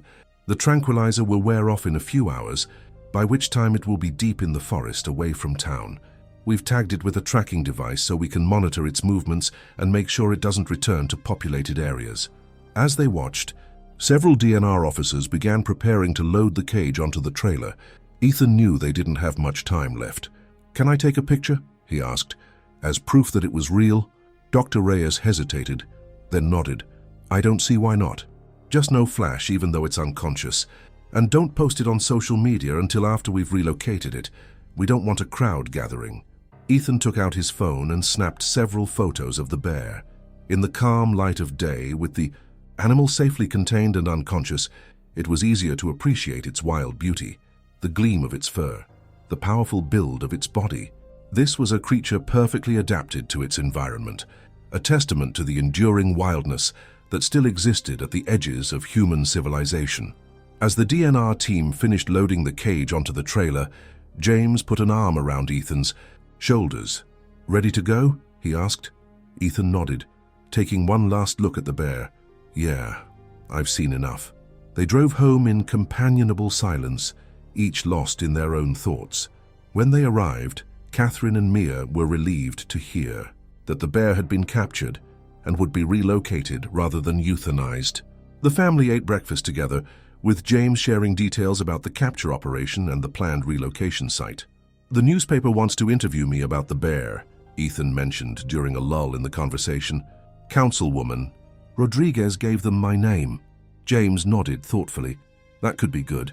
Help raise awareness about bear safety and the importance of proper garbage management." "That's what I thought," Ethan agreed. "And maybe it'll help get the bear-proof can ordinance passed." "Just remember," Catherine began. "Stick to the facts, I know," Ethan finished with a smile. "No embellishing." After breakfast, James headed upstairs to shower and catch a few hours of sleep before being called back to work. Catherine began clearing the table, while Mia offered to help Ethan prepare for his newspaper interview. "You should mention how I called 911, she suggested, only half joking. "Make sure I get credit for my heroism." Ethan rolled his eyes. "I'm sure they'll want to talk to you too. You were part of it." Just as he predicted, when reporter Sam Wilson called later that morning to set up the interview, he asked if Mia could also participate. They arranged to meet at the Wallace home that afternoon, giving Ethan time to sort through the photos he had taken of the bear and select the best ones to share with the newspaper. The interview went better than Ethan had expected. Sam Wilson was a pleasant man in his 30s with a genuine interest in wildlife conservation, and he asked thoughtful questions about Ethan and Mia's experiences. With their parents' permission, he took photos of them in their backyard, with Ethan pointing toward the shed where he had taken refuge. "The article should be in tomorrow's paper," Sam told them as he was leaving. "We're running it on the front page, along with coverage of the bear's capture and relocation. It's the biggest story in Ely this week." That evening, as the family sat down to dinner, there was a sense of closure to the whole bear incident. The animal had been caught and would soon be released far from town. No one had been hurt, though Ethan knew he would carry the memory of those intense moments of fear for a long time. The story would appear in the newspaper, perhaps influencing the town council's decision about the bear-proof garbage can ordinance. Life would return to normal, or almost normal. Ethan wasn't sure he would ever feel quite the same way about taking out the trash or mowing lawns near the forest edge. The encounter had changed something in him, heightening his awareness of the wild world that existed alongside the human one. The next morning, the headline of the Ely Echo read, "Local teens escape bear encounter, animal captured and relocated." Below it was a photo of Ethan and Mia in their backyard, alongside a smaller image of the tranquilized bear being loaded into the DNR trailer. The article gave a detailed account of both encounters, quoted Dr. Reyes on black bear behavior and safety precautions, and mentioned the ongoing debate about the bear-proof garbage can ordinance. The story quickly spread beyond the local newspaper. A regional TV station picked it up, interviewing Ethan and Mia via video call for their evening news broadcast. Several online news sites shared the story, some focusing on the wildlife management aspect, others on the human interest angle of two teenagers facing a wild bear in their own backyard. For a few days, Ethan and Mia experienced a small-scale version of fame. Classmates and neighbors asked them to recount the story, often with heightened expectations of drama and danger. Ethan found himself sticking closer to the facts with each retelling, resisting the temptation to embellish for effect. The reality had been frightening enough without exaggeration.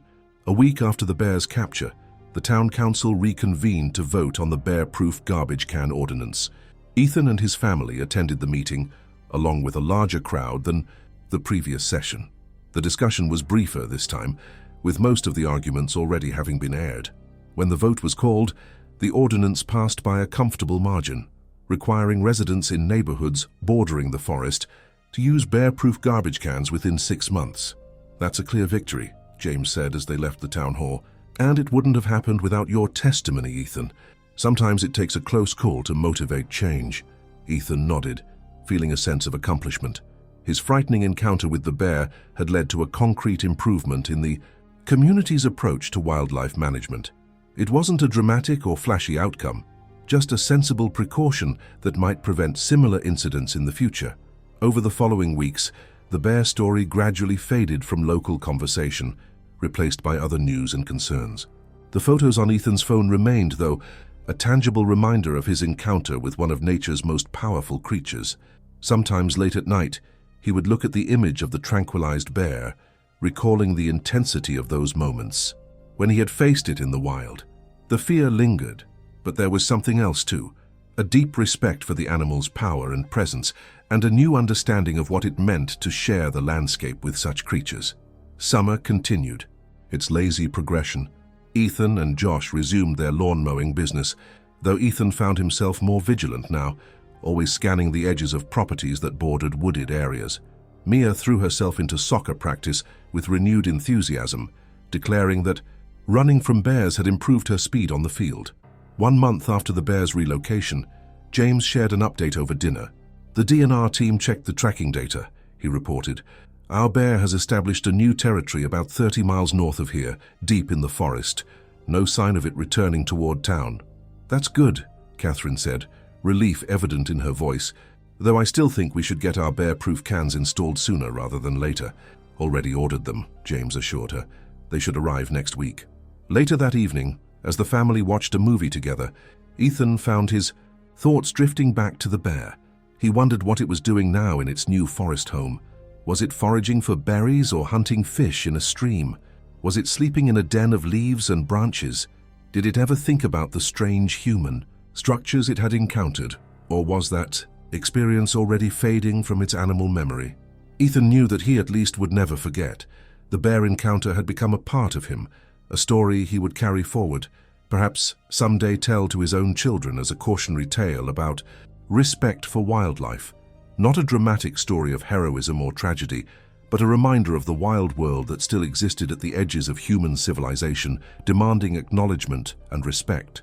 Outside, beyond the walls of the house and the boundaries of the town, the forest stretched for miles, dark and vibrant with life. And somewhere in that vastness, the bear moved through the shadows, wild and free, following the ancient instincts of its kind, unaware of the small but significant changes its brief journey into the human world had set in motion. In his bedroom, that night, Ethan stood at the window for a long time, looking out at the dark line of trees that marked the beginning of the forest.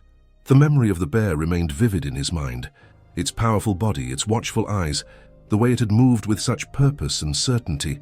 He touched the window glass, knowing that miles away, under the same stars, the bear continued its solitary journey through the wilderness that was its true home. And in that moment of connection across distance and species, Ethan felt not fear, but a profound sense of wonder at the wild world that existed beyond the boundaries of his human experience, a world that had briefly intersected with his own, leaving both of them forever changed.